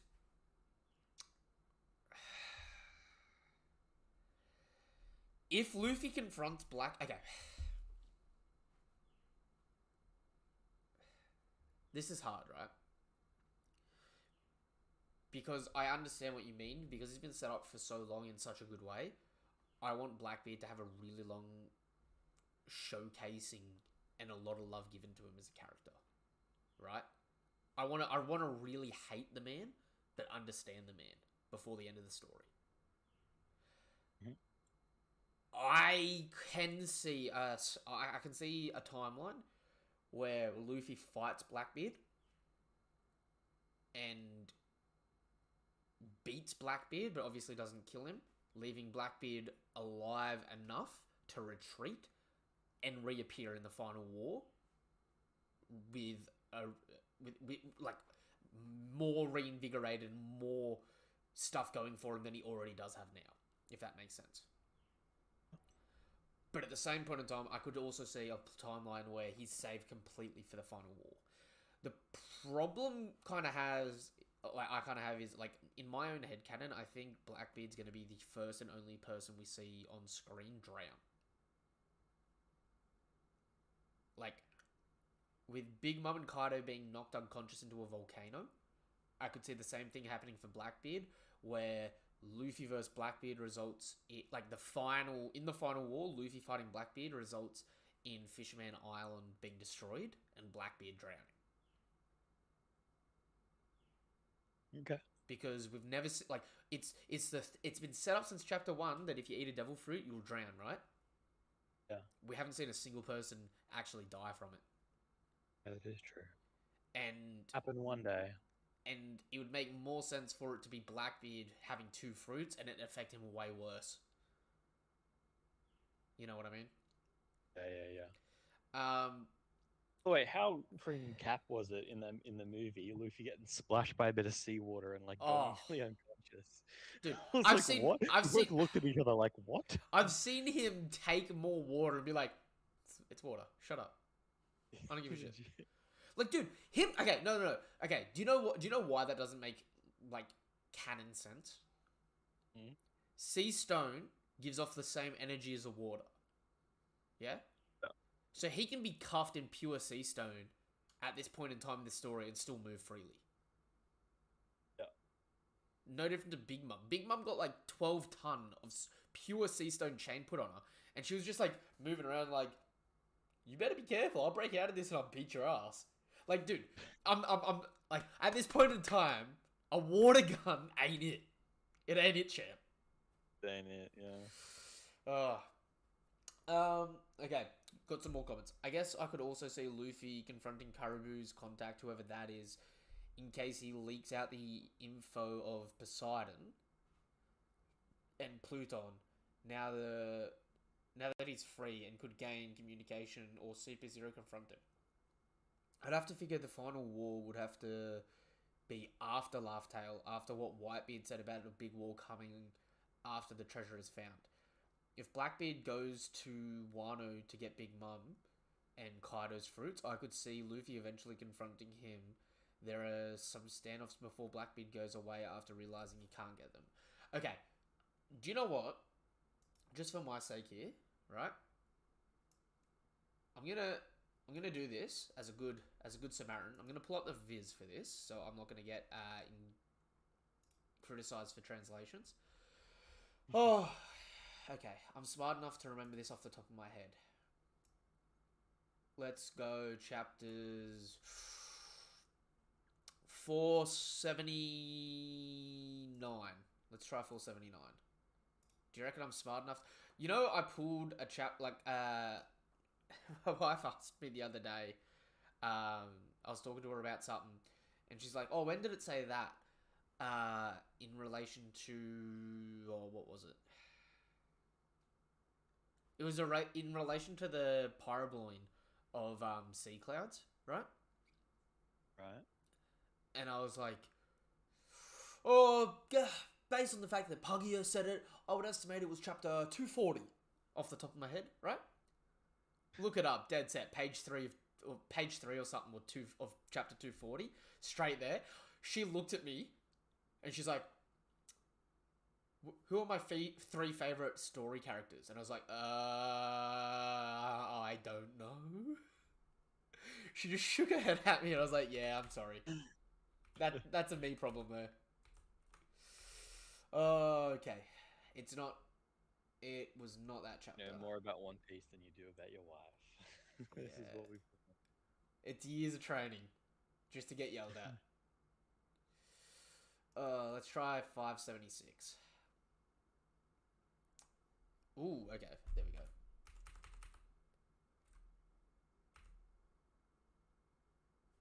Alright.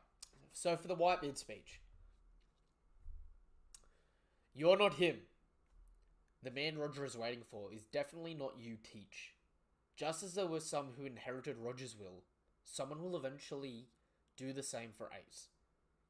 You can sever bloodlines, but their flames will never be extinguished. It has been passed down like that since ancient times.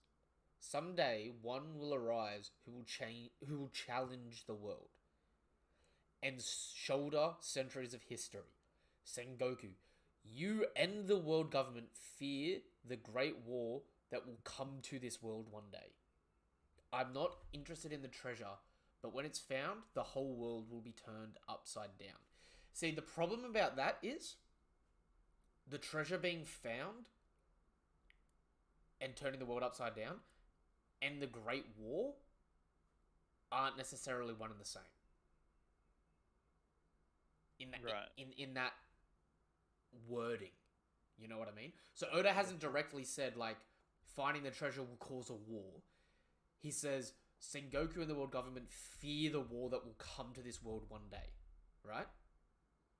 That war of change, the people battling against the oppression of Im and the world government and that tyranny, right? Yeah. Essentially, the treasure being found, turning the whole world upside down, could be as simple as you have the final war and people are like, oh, was this good or bad? Like, was this for better or for worse?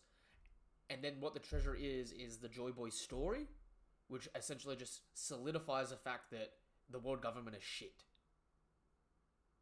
You know what I mean? Yeah. Like, I know that might sound like a bit of a cop-out, because like a lot of us have had in our minds the idea that finding the One Piece for years would start a war. That was actually a lot of mistranslations around Marineford, especially in anime subbing at the time from like fan subs and stuff like that. That's why I went to the Viz for this specific speech, because again, weirdly enough, this actually could be two separate events as well, right? So, who does this apply to, right? Just as there was some who inherit Roger's will, someone will eventually do the same for Ace. You can sever bloodlines, but their flames will never be extinguished. Right? Well, who inherited Roger's will?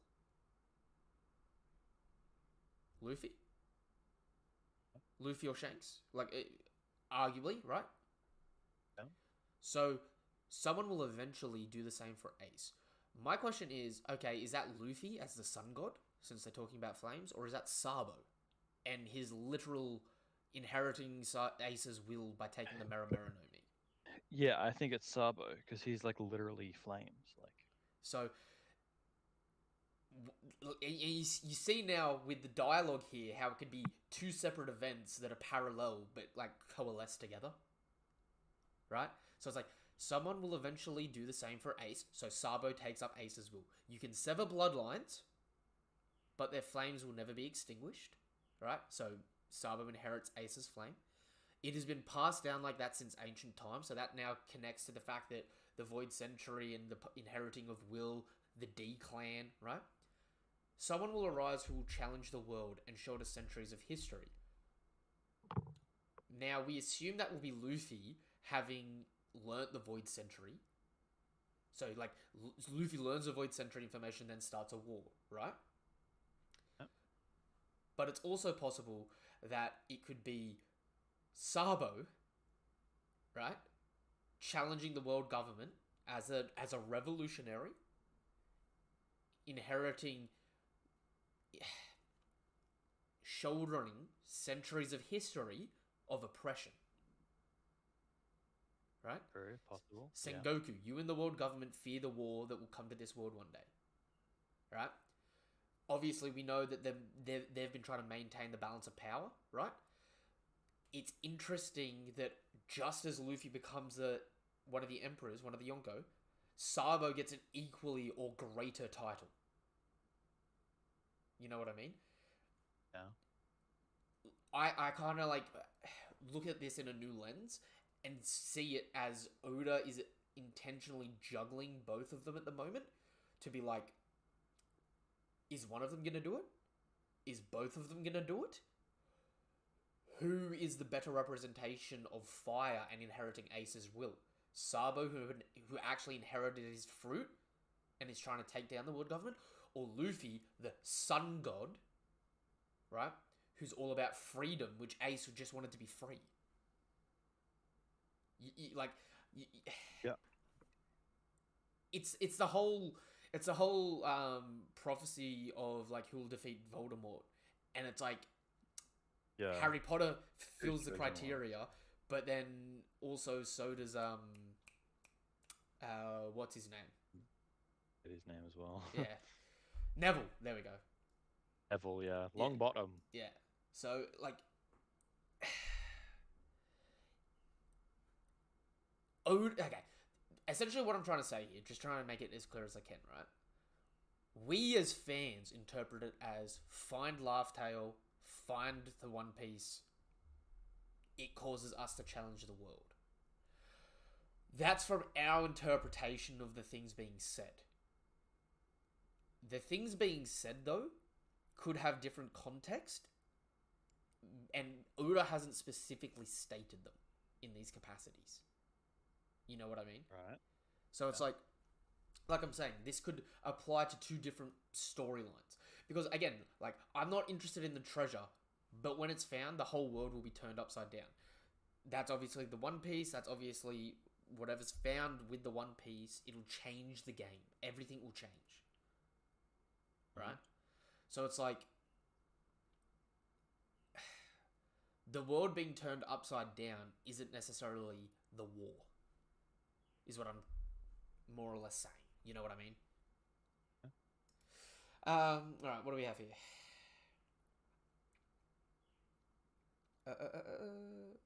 I guess I could also say Luffy confronting... Oh, okay, I read that. I mean, if you're trying to prove me wrong and Laugh Tale will objectively be after the final war, there's no dice there. We'll both just have to see what happens regardless of the translation bull pop. Yeah, no. Like, again, the only reason I say that isn't because I'm trying to prove anyone wrong. It's not because I want it to be a certain way. It's because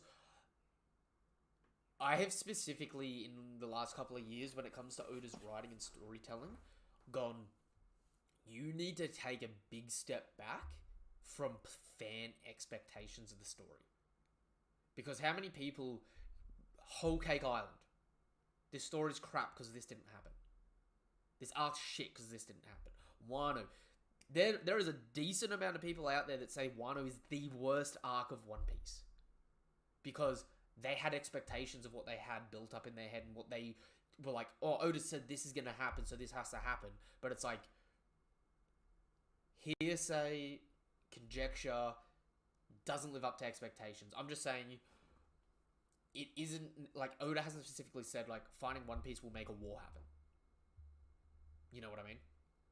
So don't necessarily sit there and be like, it has to happen this way, otherwise I'm gonna dislike the story.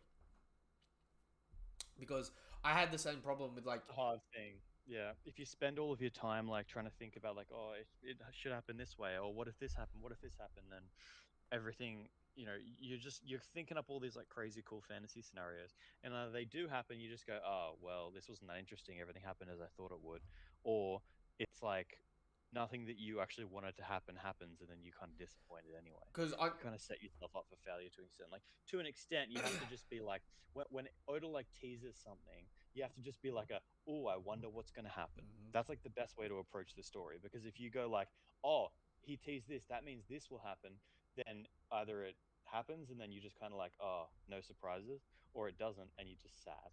Yeah. Well, I mean, the best example I can give, when Zoro finds out that Sanji disrespected the captain, True. glossed over. Literally nothing happened. Yeah, literally nothing happened. Like, remember... Sanji literally belted on Luffy for like a good... How many years... couple of minutes. How many years were fans building up an expectation? And, like, everyone believed it, right? How many years did people build up the expectation that Zoro and Sanji were going to have it out? And that maybe Zoro was going to leave the crew and accidentally, like, wander into another Yonko's territory or something. Yeah, everyone thought that like Zoro was gonna leave for a little while and then join back up later. Like, meet them at their like darkest moment and join back up. Zoro, our savior. A personal one that like really like had me being like, something's got to come of this. Ex Drake having destroyed Tama's village, seemingly being implied to have killed civilians of her town. And when she is in a war situation where he's trying to join their side and people are questioning whether or not he's a good or a bad guy, right? I feel like that story should have come up there, should it not? Yeah. Like, but then again, that was me expecting more, and people already complained that Wano was too long and too bloated of an arc as it was. You know what I mean? So it's like, maybe we get stuff like that in SBS, because I've seen people recently complaining that our kid's backstory was delegated to SBS, and I'm like, we got Law's backstory from SBS too. Like the founding of Law's crew. All of Law's backstory in the canon story has nothing to do with him and his crew. It's literally like True, but Dofi. his backstory in the canon story was cool. Yeah. Oh, dude, it was one of the best backstories in the entire story. But it was essentially Dofi backstory DLC.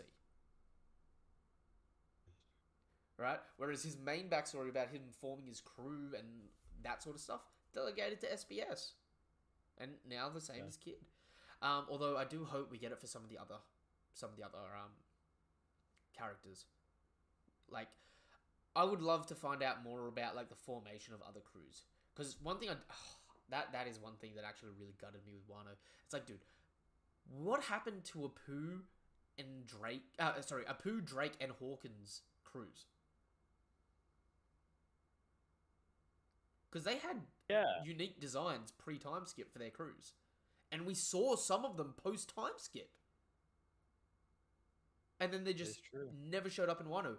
I was like, dude, show me their right hand, like first mates, their Zoros. I was keen to see them, even though I knew they were never going to be as cool as Zoro. It's like they could have been like a Beppo. You know what I mean? Yeah. Instead, we barely got the captains themselves, which made me not like. It made me believe that they were subjugated more by like maybe having their crews brutally ripped away from them by Kaido. But it still would have been cool to see that. You know what I mean? I mean, Hawkins' first mate, which we saw at the Kid Pirates base, was a literal mink. Like, I thought for the longest that maybe he was going to be like the quote-unquote traitor, because it was just a mink that was like, "Yo, dude, I'm sorry, I got to sell out the home turf. My captain needs it." You know what I mean? Yeah. Alright.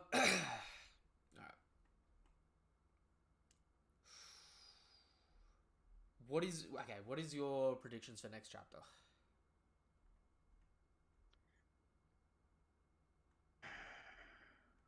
I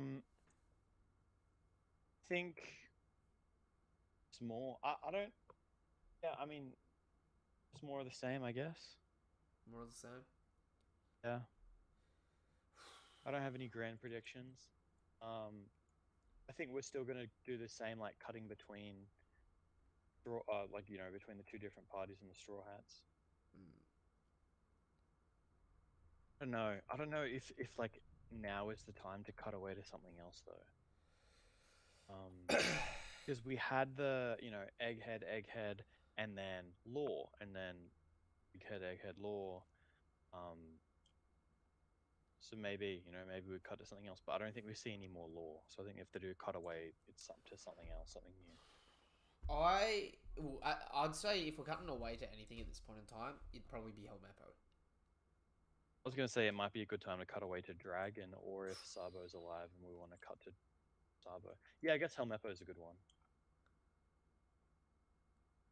Ooh. Like, they want to keep setting up the Blackbeard stuff, yeah. Do you know what? I'm going to make a freaking risky prediction. Next chapter, we're going to get maybe not the explanations, but the two biggest questions are going to be put right to the front of our mind, right?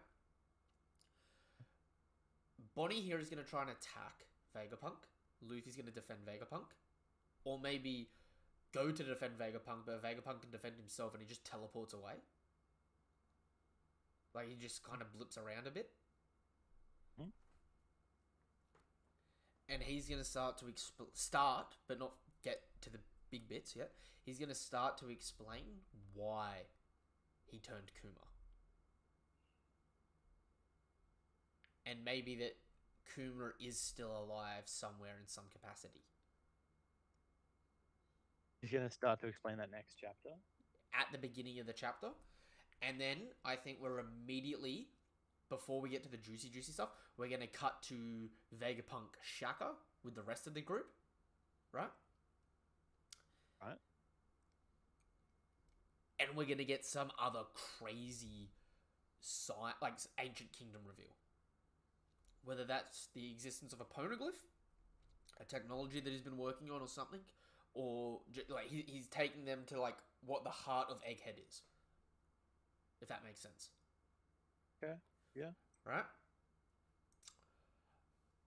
I think the chapter then we may cut away to something like Helmeppo or someone trying to come, like organizing to come to the island, right? Yeah. And then the chapter ends with CP0 landing on the island or landing at the top of the research facility. And maybe Okay. they lock eyes with Zoro and Brook, like CP0. Yeah. Because, okay, the last few dude, since this final saga started, how quick and how many reveals have we got each chapter? Yeah, that's true. Like this has been pretty intense. It's been quick and it's been dense. Like last chapter started with like Zoro, Brook, and Karibu. Then we got the whole crew learning about some of the science. Seraphim Jinbei, devil fruit stuff for Seraphim Jinbei. We got a fight. We got heaps of research stuff. We got to see all the Vegapunks, and then we got the Void Sentry giant robot. That was Sure. that was dense. When if you tally up all the if you tallied up all those things, they could have been separated into their own chapters each in previous arcs. You know what I mean? That is true. Yeah, yeah. And then before that, you had Law vs. Blackbeard. Right? And the crew vs. Blackbeard, you had that Pudding had been kidnapped. You had a cutaway with the world government. You had the police Kuma. Not the Seraphim, but the police Kuma. You had evil Kuma and his backstory being talked about. Got more tech with like the lightsaber and Kid Jinbei. And then you got the crew making it to Vegapunk's research lab and getting new clothes. And the whole reveal that Vegapunk and Dragon knew each other. Yeah. Like, these have been crazy dense chapters. Yeah, that's a lot. So, getting 2 massive plot reveals next chapter. 2 massive plot reveals and ending with a massive cliffhanger sounds like a go. Especially since... When was the last time we had a break? It's been a couple of weeks now, hasn't it? How long has it been? Yeah, it's been a few weeks, so I think we might have another break soon. Alright. We didn't get a break at the end of 63. Like, Oda's been going hard. Normally we get like 3 or 4 chapters and then a break. Okay, so we had a break at the end of 64. So, 65 and 66. So, we've got 1 or 2 chapters before a break. So, I say next chapter ends on a mad cliffhanger. Then we get 1 more chapter for 668. And 668 ends on a big cliffhanger. And I could even see, with the way that the volume releases are going at the moment, 668 being the end of a volume. You know what I mean? Yeah, I can see that. Yeah. Because for a period there, we were ending around like the 55 mark. But I think for the last couple of volumes, it's shifted ever so slightly. So it's like delaying again. I could see Wano ended in 1057. I could see Wano end chapter 1058, the new emperor, is the last chapter of like the last volume. And then this volume will be 1059 to 1068. So Okay. Kobe, Luffy's Dream, Egghead Island, Adventure in the Land of Silence, The Only Family I've Got, Egghead's a Research Stratum, The Six Faces of Vegapunk, The Will of O'Hara, and 2 more chapters. Because these have been dense chapters. You know what I mean? Yeah. So it'd be a definitely. really thick volume, despite it only having 9 chapters. Yeah. So that's kind of what I'm leaning on.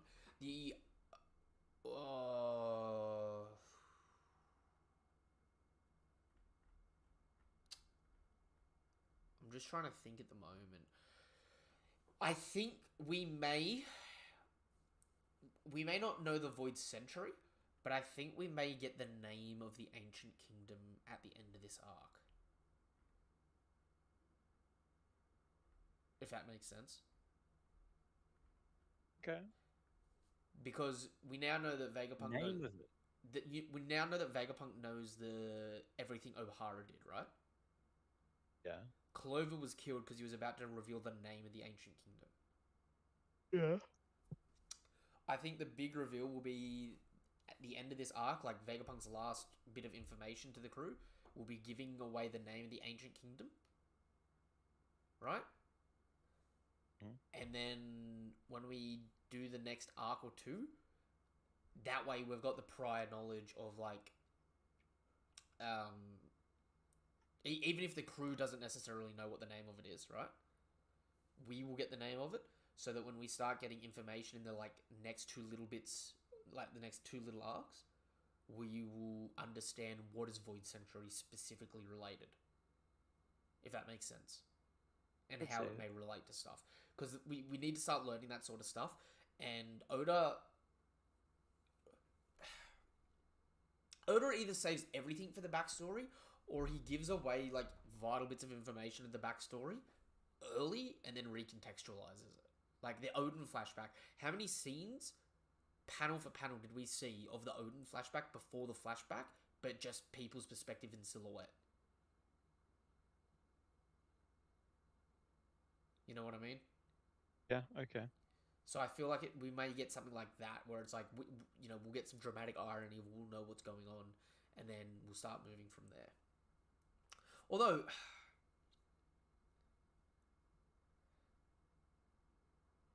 CP0 is going to have to come in hard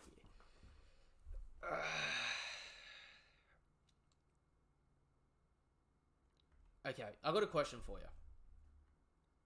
Good.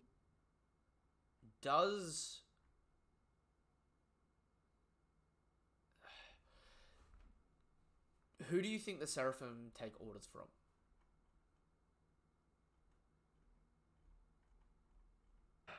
I don't know if it's only one person. I think it's like people with certain ranks. So, if Vegapunk ordered it to do something and someone else ordered it to do something else, would it do anything? Would it have a hierarchy of control there? I'd imagine Vegapunk would have the hierarchy of control. Just because why not? Why wouldn't he do that? But like obviously the world government doesn't know that.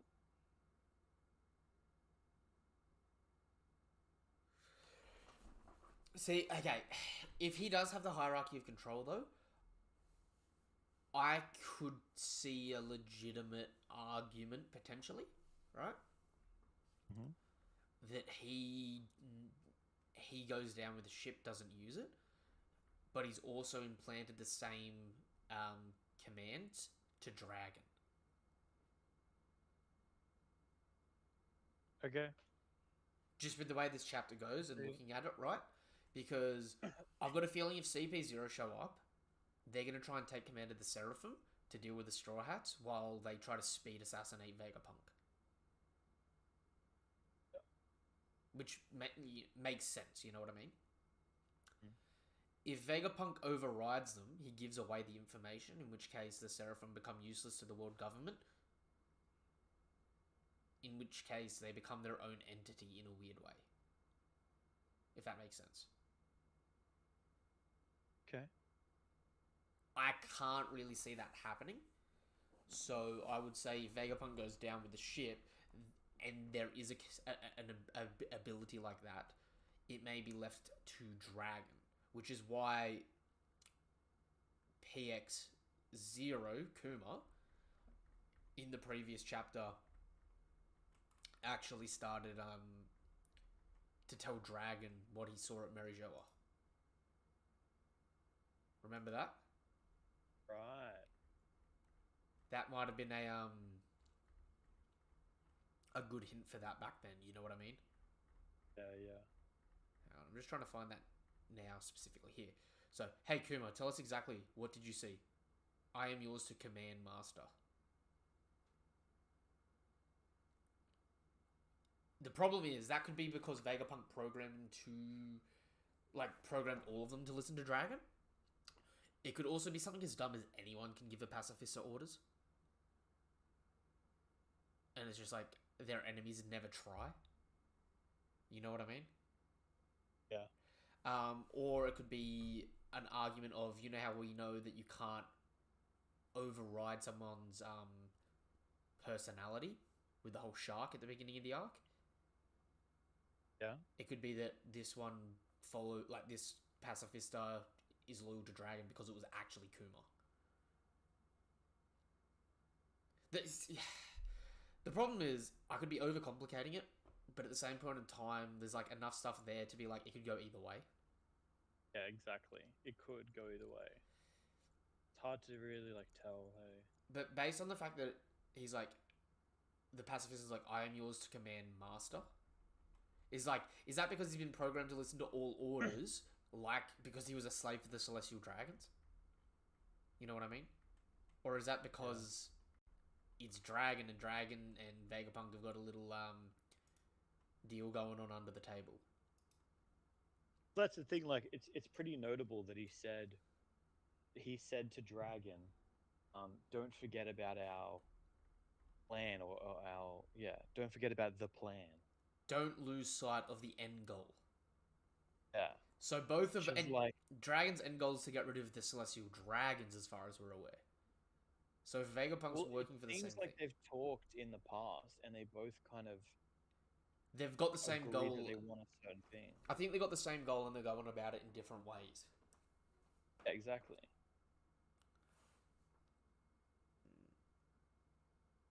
Man, Vegapunk's only 10 years older than Dragon.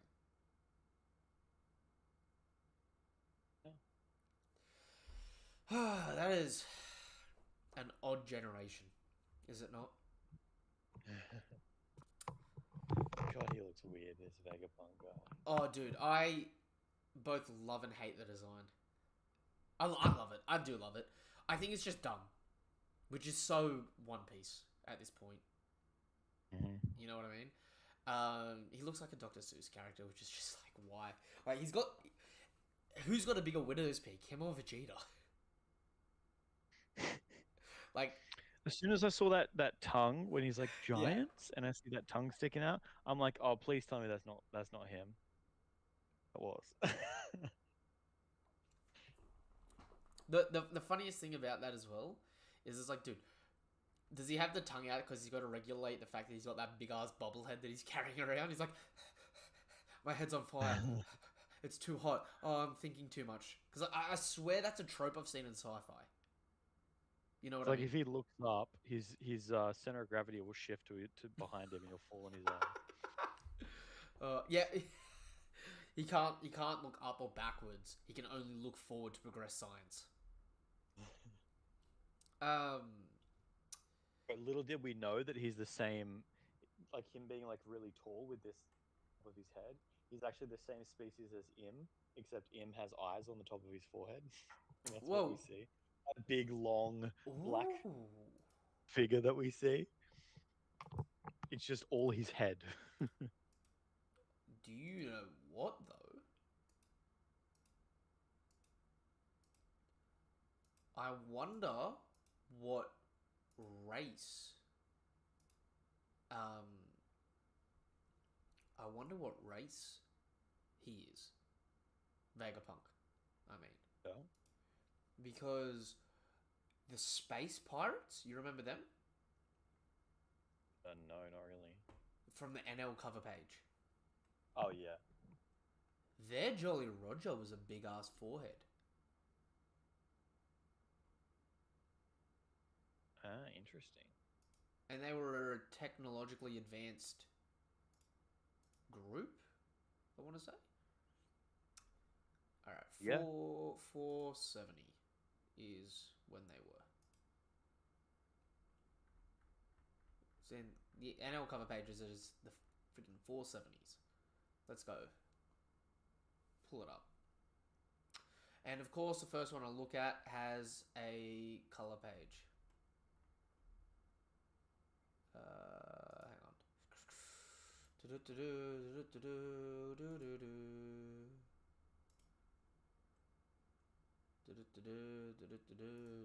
Elmo's World. I don't know why that's stuck in my head. Banger, that's why. Yeah. Alright, not that chapter. I bet there's going to be so many Easter eggs in this in hindsight, in this chapter. Looking back on it. Yeah.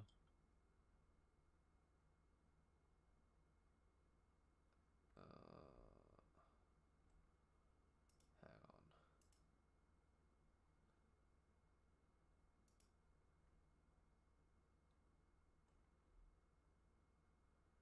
I'm an idiot. Do you ever have moments where you realize you're an idiot?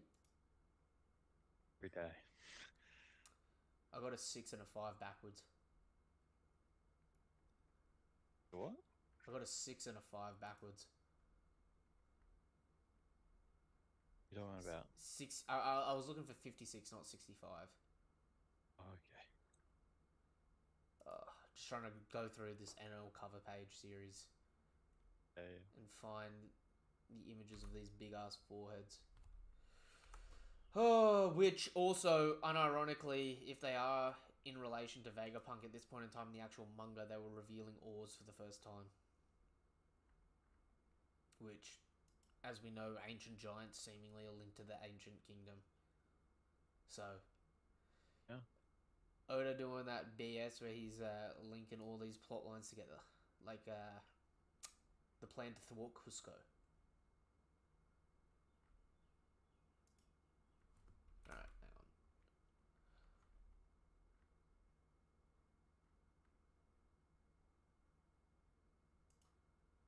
Wow. Yo, NL's cover series is just wicked long. Is it? Yeah. It's like 40 chapters worth of cover page. It's long.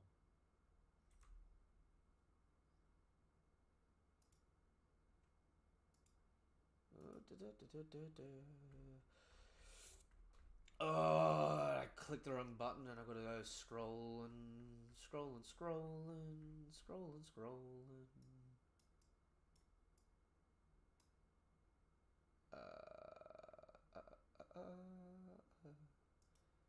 Alright, here we go.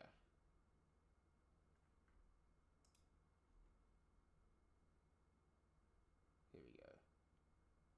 447? Oh. You can kind of see it on chapter 447, and I'm assuming 448 we get to see them front on. Oh no, 448 we go into the backstory with the Doctor, the other scientist from Vegapunk's hometown, that managed to make Autonoma from the moon.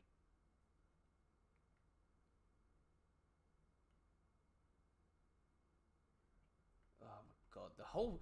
Dude, I gotta sit down and reread all of the animals' backstory. There's so much random shit in there. With NLs? Yeah. Ace wanted to belong to... Oh, alright. Should I get burger or Asian for dinner? Alright. Alright. Is there anything else you want to talk about this chapter?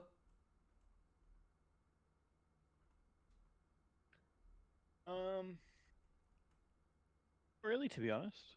Not really. I mean, I liked it for sure. I think it was a really good chapter. Very story heavy. Like, still quite funny.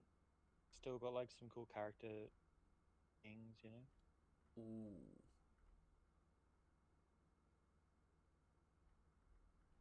I'm trying to look at stuff right now. Okay, that's a 6. Okay, that makes sense. No, wait. It's not a 6. You know that I'm looking at the doors, right? Okay, it was a 6. It was a 6. I was looking at the doors, and for a second there, I thought I saw an 8, and I was like, "Wait, there's gonna be 8 seraphim? What the hell?" Um.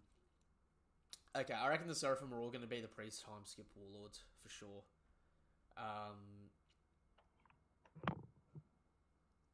If that's the case, though, do you reckon they're gonna get a change of like? Do you think they're gonna get devil fruits?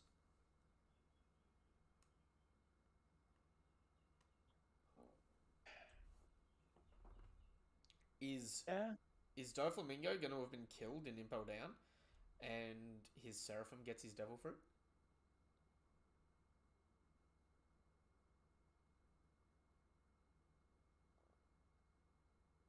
it could be. No. I don't know. Like the thing is like I'd like to say yeses for all the devil fruit stuff, but I don't know. Oda has been like so stingy with the devil fruits. Like I would have thought Nami would have one by now.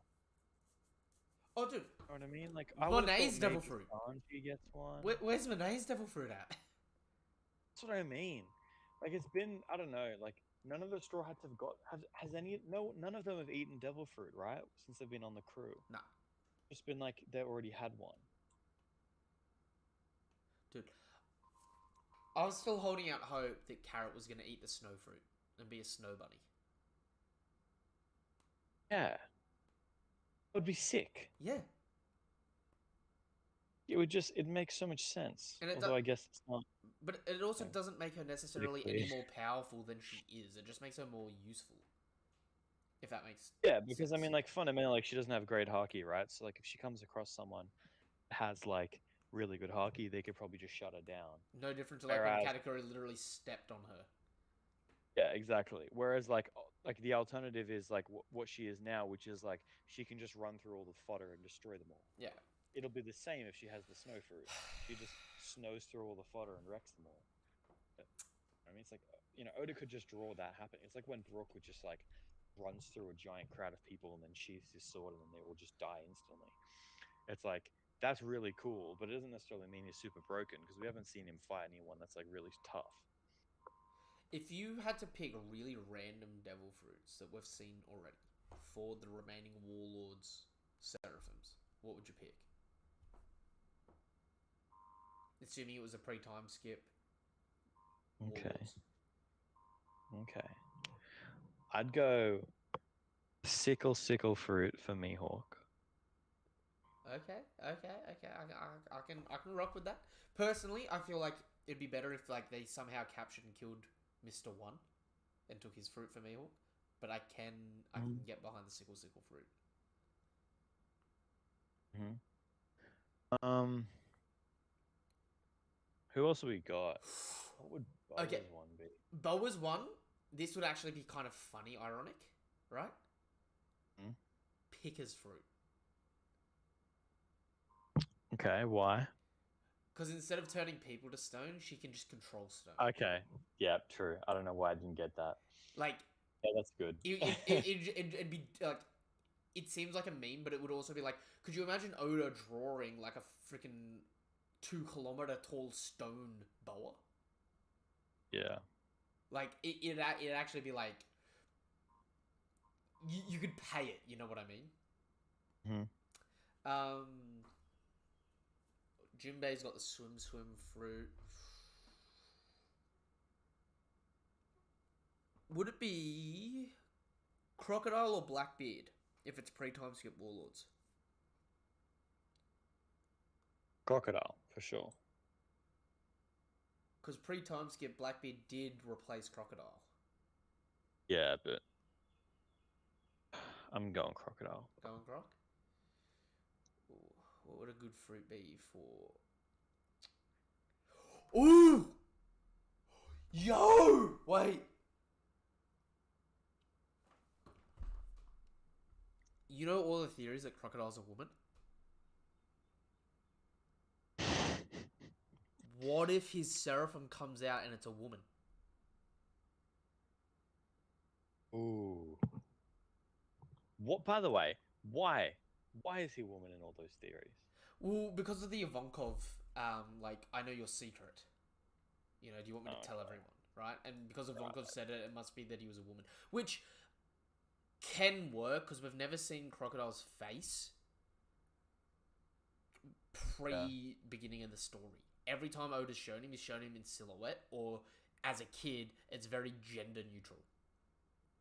Like, he looks identical to Boa. You know what I mean? Yeah, I get you. But if Crocodile was a woman and was like, you know, oh, I've got to be a man to make it in this world, sort of thing, it'd be really ironic if his Seraphim was just like his female DNA.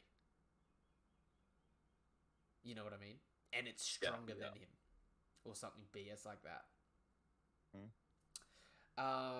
Also, it'd be really interesting to see him with two hands. Hello. It's gonna be odd True. seeing him without a hook. Or True. would he get a fruit that can turn his arm into a weapon? Okay.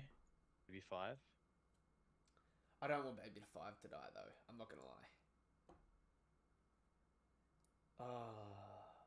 Should be a random person that they could take out to give Crocodile like an interesting fruit.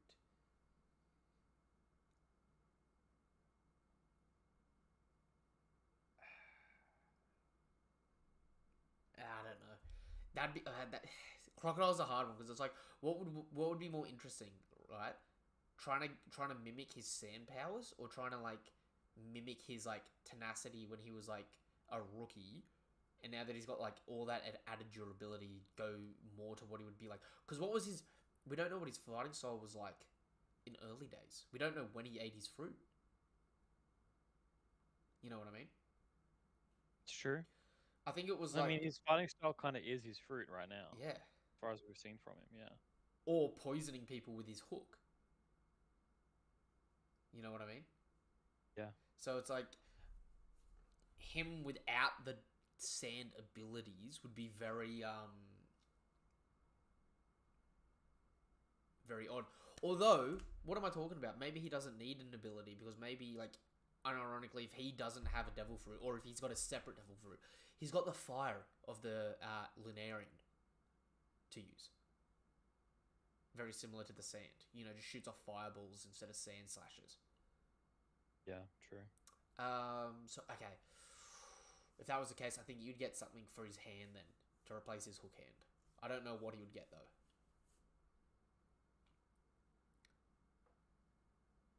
Dofi, a Dofi Seraphim. Ooh.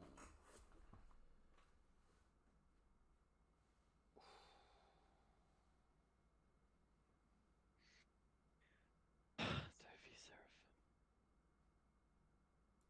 I mean, actually, to be fair with Crocodile, his hand could just be like, it could still look like a hook, and it could just be because it's like super cybernetic.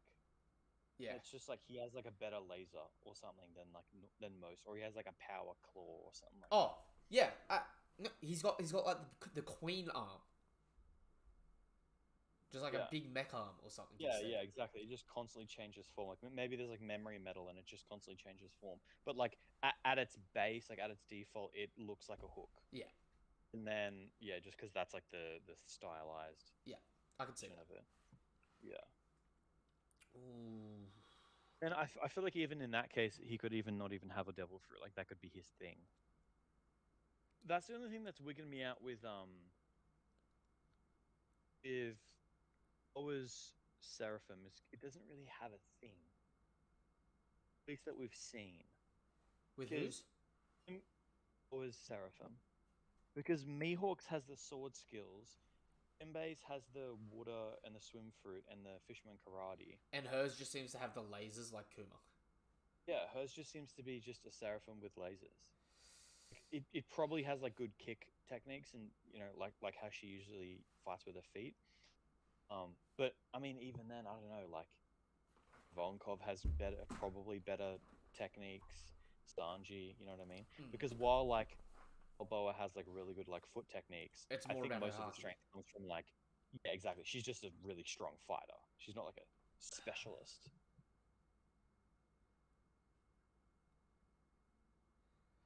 Like I said, if we're trying to pick people that could potentially be dead to have their fruits given to the warlords, right? Mhm. Jinbei's got the Sun Sun fruit if Senor Pink is unfortunately gone, right? Sigil fruit, it makes a lot of sense. Or maybe there's another character that we're not aware of that they're going to have taken out for the Mihawk Seraphim and he just hasn't had his fruit yet, right? Yeah.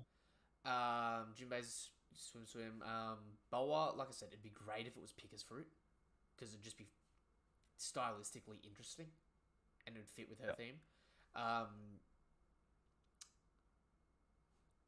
Moria's fruit, a Seraphim Moria. At this point in time in the story, hear me out on this, right? Hmm? The Soul fruit. Oh. Oh. That's too powerful.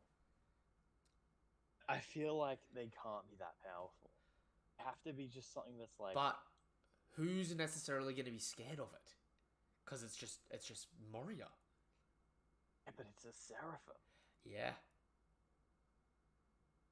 You try to you shoot it with a cannonball and the cannonball just like It'd crumples be against the skin. it'd be a hard line between it, like the pacifist's pre-time skip. It'd be a hard line where it's like anyone that's not a top tier instantly loses, and top tiers have a struggle with it, but they ultimately like beat it pretty cleanly. You know what I mean? Yeah, here's a crazy thought. Those seraphim are potentially as tanky as Big Mom without Haki. Actually, wouldn't they be as tanky? Well, actually, wouldn't they be technically more tanky than Kaido? Yes. Yes. Potentially. Because we know King was more durable than Kaido in Dragonfall. But I will say the caveat there is a Lunarian with an ancient zone was more durable than Kaido. Yeah. Is it like, Kaido's got like a That's the thing, durability yeah. level of 10 and like a Lunarian's got like a durability level of 9 plus 2 extra points for being a bloody ancient zone. You know what I mean? See, I was about to say Kaido has a lot more tenacity though, and he's kind of like Luffy, where he just keep fighting forever. Yeah. But at the same time, these are literal robots. Could Yeah. actually keep fighting until their body just Physically gives falls out. apart on them. Yeah. Yeah. They could not only are they like insanely resistant to damage, but they could literally fight an army of 200,000 Uh, people and just keep going. You know what I mean? Like unless they have some kind of fuel source or they need to recharge, we haven't seen Can so far I with any of the pacifistas. can I tell you something that's just actually going to make you pause for a second and go, fuck? Hmm? They're as durable or greater than Kaido. Right? Yeah. What technology was Sanji going to get off Queen?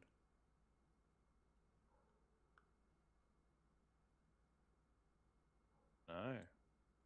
Lasers? The rapid fire lasers. Right. Well, isn't Vegapunk just superior at doing everything that we've seen science-wise than everyone else? That is true. We haven't seen pacifistas use like machine gun rapid fire lasers like Queen. That is true. We also know that those lasers are an admiral's attack. Yep. When these things mature, all of a sudden they're whipping out their own version of like the sacred jewel, just like light blasting? Yeah, that's definitely possible. It would be cool actually to see. I mean, I don't know how it would work, but it'd be cool to see some crap like they mature, they get like More durable. stronger in terms of even like their mechanical stuff improves. Well, I think their exoskeleton would get stronger as they get older. which is why they didn't put the Jinbei Pacifista through laser tests yet. All right. Because we haven't actually seen, and I've pointed this out a few times in other streams, we've never seen anyone actually defend against one of these lasers so far. That's true. Throughout the entire story. The closest to it we Yeah. saw was Marco, who took damage, but just instantly healed. Yeah. So he was just like soaking it up like a sponge. We've never, anytime it's hit someone, it's immediately one-shot them. Or gone through them. Yeah. I mean, it is a laser. So I'm sitting here and I'm like, dude, these Seraphim, even though they're kids, right? Like, dude, they're sitting at Yonko level. Ooh, maybe not yet, but they're sitting when they complete at Yonko level durability with an Admiral's attack, and that's the stark standard. Yeah, and like considering that they have to take like if they have to harden up their exoskeleton in order to be able to take a blast, what does that say about the strength of the blast? It's pretty crazy. So, man, shit is getting wild. You know what I mean? Yeah. Like I said though, I think there'll still be a fine line between people that are and aren't scared of them. Especially if, say they are weak to the lasers, right? Yeah. So someone like Frankie can hurt them.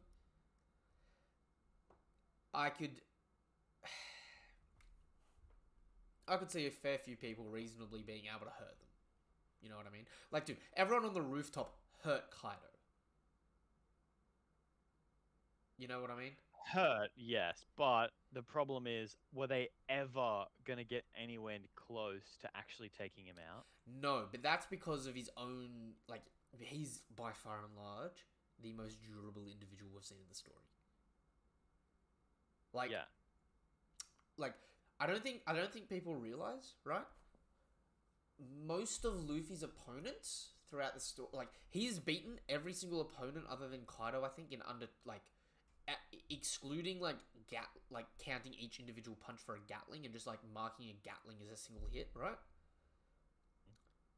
He's defeated every opponent in under 20 hits. Something ridiculous like that. Yeah. Right? I haven't even done it to the end of the fight. So pre Final Gear 4, Gear 5 and all that sort of stuff, right? Kaido would have already received 120 unique hits.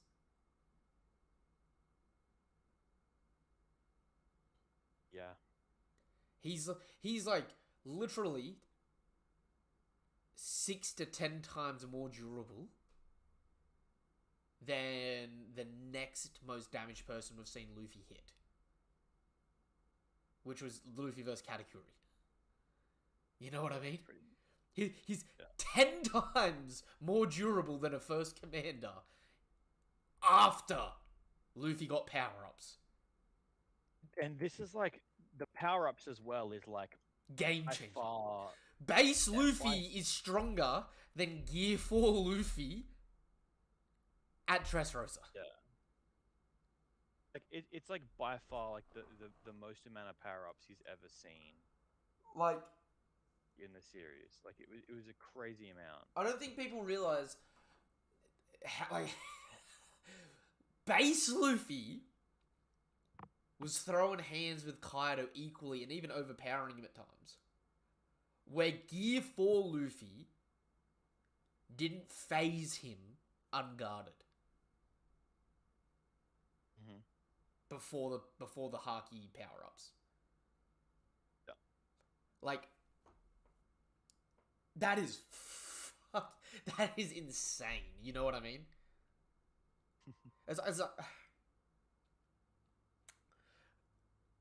Like I even without the advanced conquerors, right? Base Luffy with the Future Sight and the Rio is probably beating every single character he's fought in the series up until Katakuri. And even against Katakuri, it's kind of like, whatever. I could see arguments for either. You know what I mean? Yeah. That is fucked. So the fact that these things, right, have at least the defensibility of that guy, I would say they have nowhere near the health though. That'll be the thing, right? I'd feel like these things are kind of like the pacifistas pre-time skip, where it's like you can't hurt them, but if you can hurt them, you can low diff them. I don't know, man. Like I'm saying, They're made of like mostly robotics. Pre-time skip, they were. yeah. Post time skip, that actually, I would actually say as an argument, if they're more organic, they're less likely to get one shot. I actually think a big thing pre-time skip was like if you could hurt a pacifista, because it's a machine, once you go over a certain threshold, you one shot it. You know what I mean? Whereas Damn. the human like counterpart in that situation may not take the damage as well, but they could take more hits because like being flesh, they keep like, oh, I gotta get back up. Oh, that really messed me up. You know what I mean? Whereas with the pacifistas, it's like if you go over that threshold, they just go just blow it from the inside out. Yeah. You know what I'm saying? Yeah.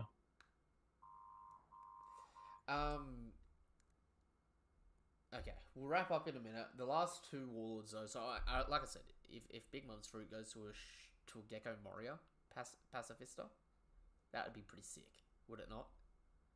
Fucking crazy. And it would be a really quiet way to confirm she's dead. Yeah. Ooh. Okay. Mihawk Seraphim. Do you know what would be an actually really good fruit for him, which would be like, oh shit? What? The diamond fruit. I mean, yeah, but busted as hell. Well, I mean, Zoro already pretty much one-tapped a Lunarian. Yeah, fair. So, what's next? Cut and diamond Lunarians? I'm just saying. Alright? I'm just saying. What's the point of Shiryu? To be a snake. A snitch. Snake in the grass. Ye old backstab. He is the best infiltrator at the moment. But he also works in the sense that it's like he plays a good assassin, if that makes sense. Mm. Like he could be a reasonable top tier assassin. And Fair. he could really mess people's shit up with like setting traps and stuff like that, and like messing with the environment, I would argue. Because like as a swordsman, yeah, he's like heaps strong and he can do, like as we saw, he can do projectile slashes, right? Imagine if it's like you don't just have to worry about him being invisible and fighting a swordsman. It's like you're fighting him and like you think it's plain and simple, but what he's doing is like he's specifically missing you to like cut away at like a cliff behind you so the cliff falls on you. And shit like that. Yeah. You know what I mean? Just like being tricky, being sneaky with it. Because for the longest, I was like, he either has to do something crazy or he has to maybe beat Mihawk. But like realistically, at this point in time, the whole Mihawk being like, I'll wait as long as it tags at the top. I honestly, and like with the cross guild, I don't see Mihawk going down anytime soon outside of anyone other than Zoro. Do you? Oh. Like I feel like that ship had sailed, and instead of it being Mihawk that goes down, it's probably going to be Law. Rip. Unfortunately. Are there any good manipulating fruits other than the string fruit?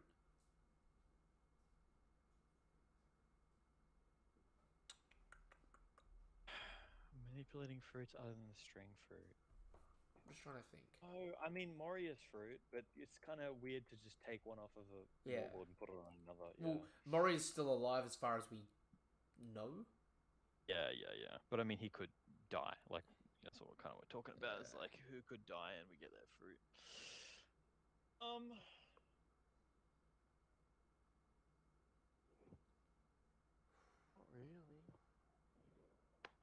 what about like? So there's him being manipulative, but then there's also like egotistical, like thinking of himself as being a god.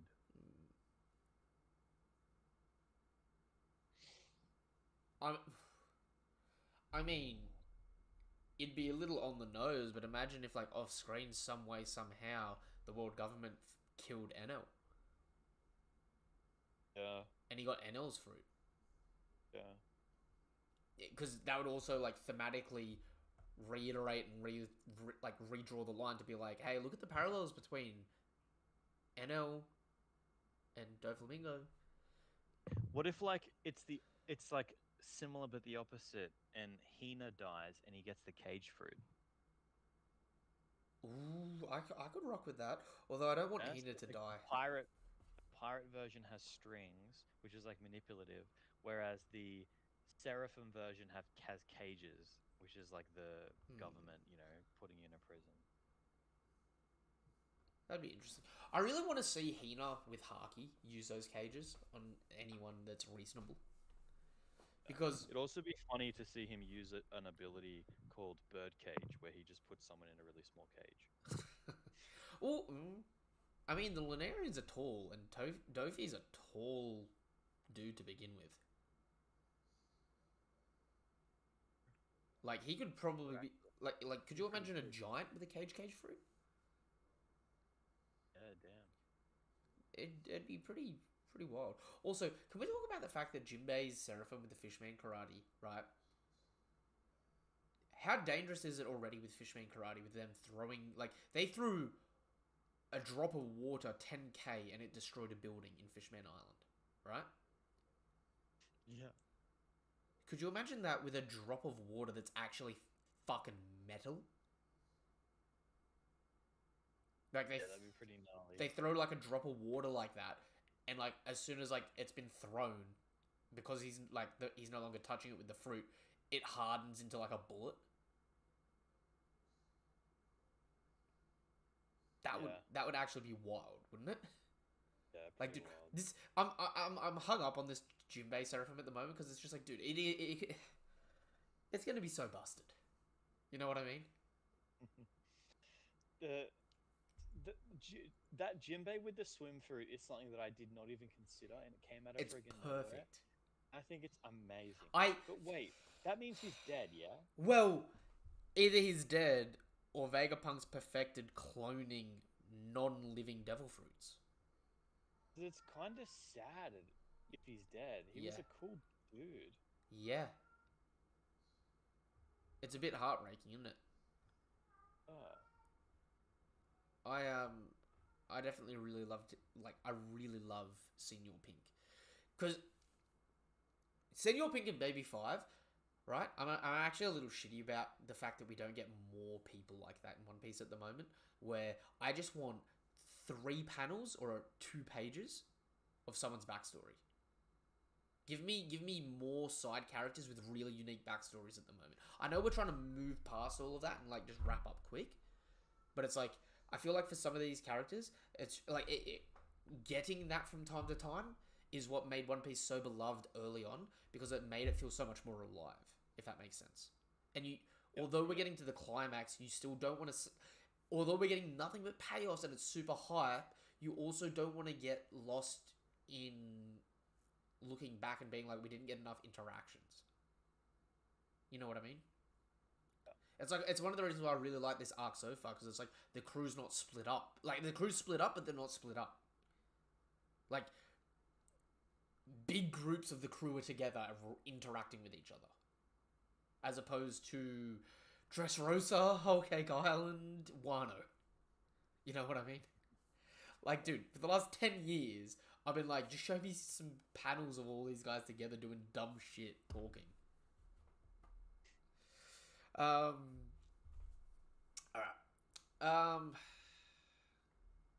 Was that all the warlords? Did we miss any?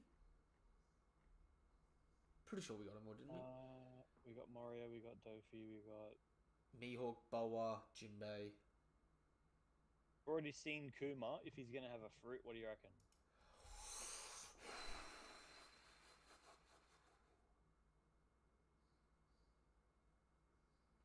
I don't reckon he's got a fruit, because I reckon that's what Vegapunk's working on right now. The warping. Ooh, To mimic his damn, that's a good answer. to mimic his paw cannon launching around. Mm. Because instead of shooting air at the speed of light, he has a light laser. And Vegapunk's now trying to make up, even though they're fast being seraphims, he's trying to give them the warping ability now, which will mimic his ability to just teleport around. Yeah. So I feel like, which is makes sense when we see that like the Jinbei Seraphim's like 98% complete. True. You know what I mean? I feel like maybe some of these technologies here are going to be utilized as well with the Seraphim still coming potentially. Because like I said, man, I still want to see Mihawk with a lightsaber. Because okay.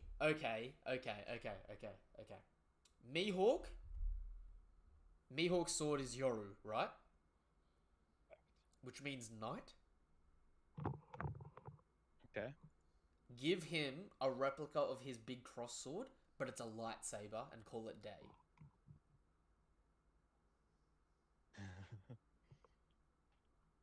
I don't know. That'd be cool to me. That'd be damn cool. Yeah, that would be cool. Oh.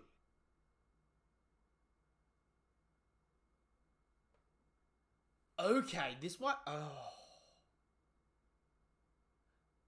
This might be dumb. You know how we're like, oh, what is Zora gonna ask Vegapunk? It's probably gonna be something stupid. Huh? What if he asks, what does it mean to make a black blade?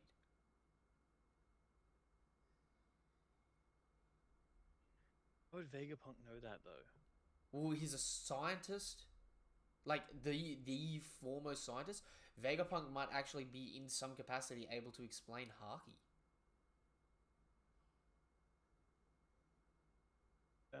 Like, I just kind of wouldn't want that. I want it to be like a very swordsman-y thing. well, there's a question. Do you think Vegapunk's gonna have anything to do with explaining what Haki is, or do you think they're gonna keep Devil Fruits in the science category and separate it from like the willpower aspect?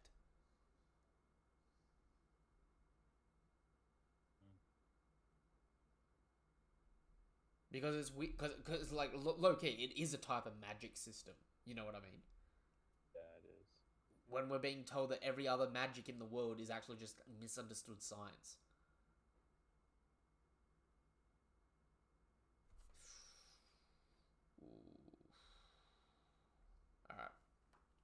Alright. That's interesting, but I think we'll wrap up there, yeah? Sounds good. Alright. I love also how they, just as a sidebar, how he keeps saying, and like as an old man, he keeps saying science buzzwords from movies.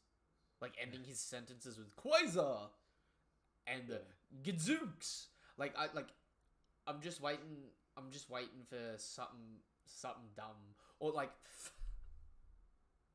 a Bazinga sort of shit. You know what I mean?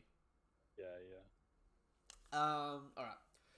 We're gonna write the stream up there. Oh god, we've been going for almost 3 hours. Bloody hell. Good time. It's dense One Piece at this point, you know what I mean? It's dense. Although, on a separate note that has nothing to do with One Piece, I finally got my first, my box set arrived of my first, set of Bleach manga, finally. So, I've almost completed the collection of the big 3 in a hard copy. Slowly getting there. That's good. Yeah, slowly getting there. Slowly building up the connection. After that, I'll have to start collecting some newer stuff. I've got like, is it weird to say that it's like the big 3, because they're so long, it's almost more cathartic to have in hard copy because it takes up such a big area. It almost like it feels like an accomplishment, whereas like a newer series that maybe like 10 chapters, like 10 volumes, sorry, it's just sort of like, it's there and it's like, yeah, it's a really good story, but it's like, it's just kind of, It just kind of like sits off to the side. Doesn't Yeah, really for take sure. up. Doesn't really take up anything. You know what I mean? Yeah. All right. Well, this was chapter 1066 of One Piece. Live reaction and discussion. Eggs for brekkie. Say goodbye, my guy. Bye. Goodbye. If you haven't done so already, you can do the good stuff. Subscribe to the channel, hit the bell icon for more notifications of content like this. Give the video a thumbs up, all that good stuff. And if anyone's stuck around to the end of this video as well, although I am working over the weekend, so I don't know when it'll be, I am going to start another playthrough. I'm starting my God of War Ragnarok playthrough over the weekend since that's dropped. So I'm going to be juggling at the moment, playing God of War, Spider-Man 2 Miles Morales, which is probably going to take a back foot for the moment, and the Gotham Knights game. Gotham Knights has been really fun, and I'm really keen to play God of War, so be sure to check that stuff out. The link to that sort of stuff is in the description down below in the link tree. You can go over, check the Twitch, check out the TikTok as well, Twitter while you're at it, and check out the Discord to talk anything anime and manga related. Peace, nothing but love, nothing but respect. Have a damn good day.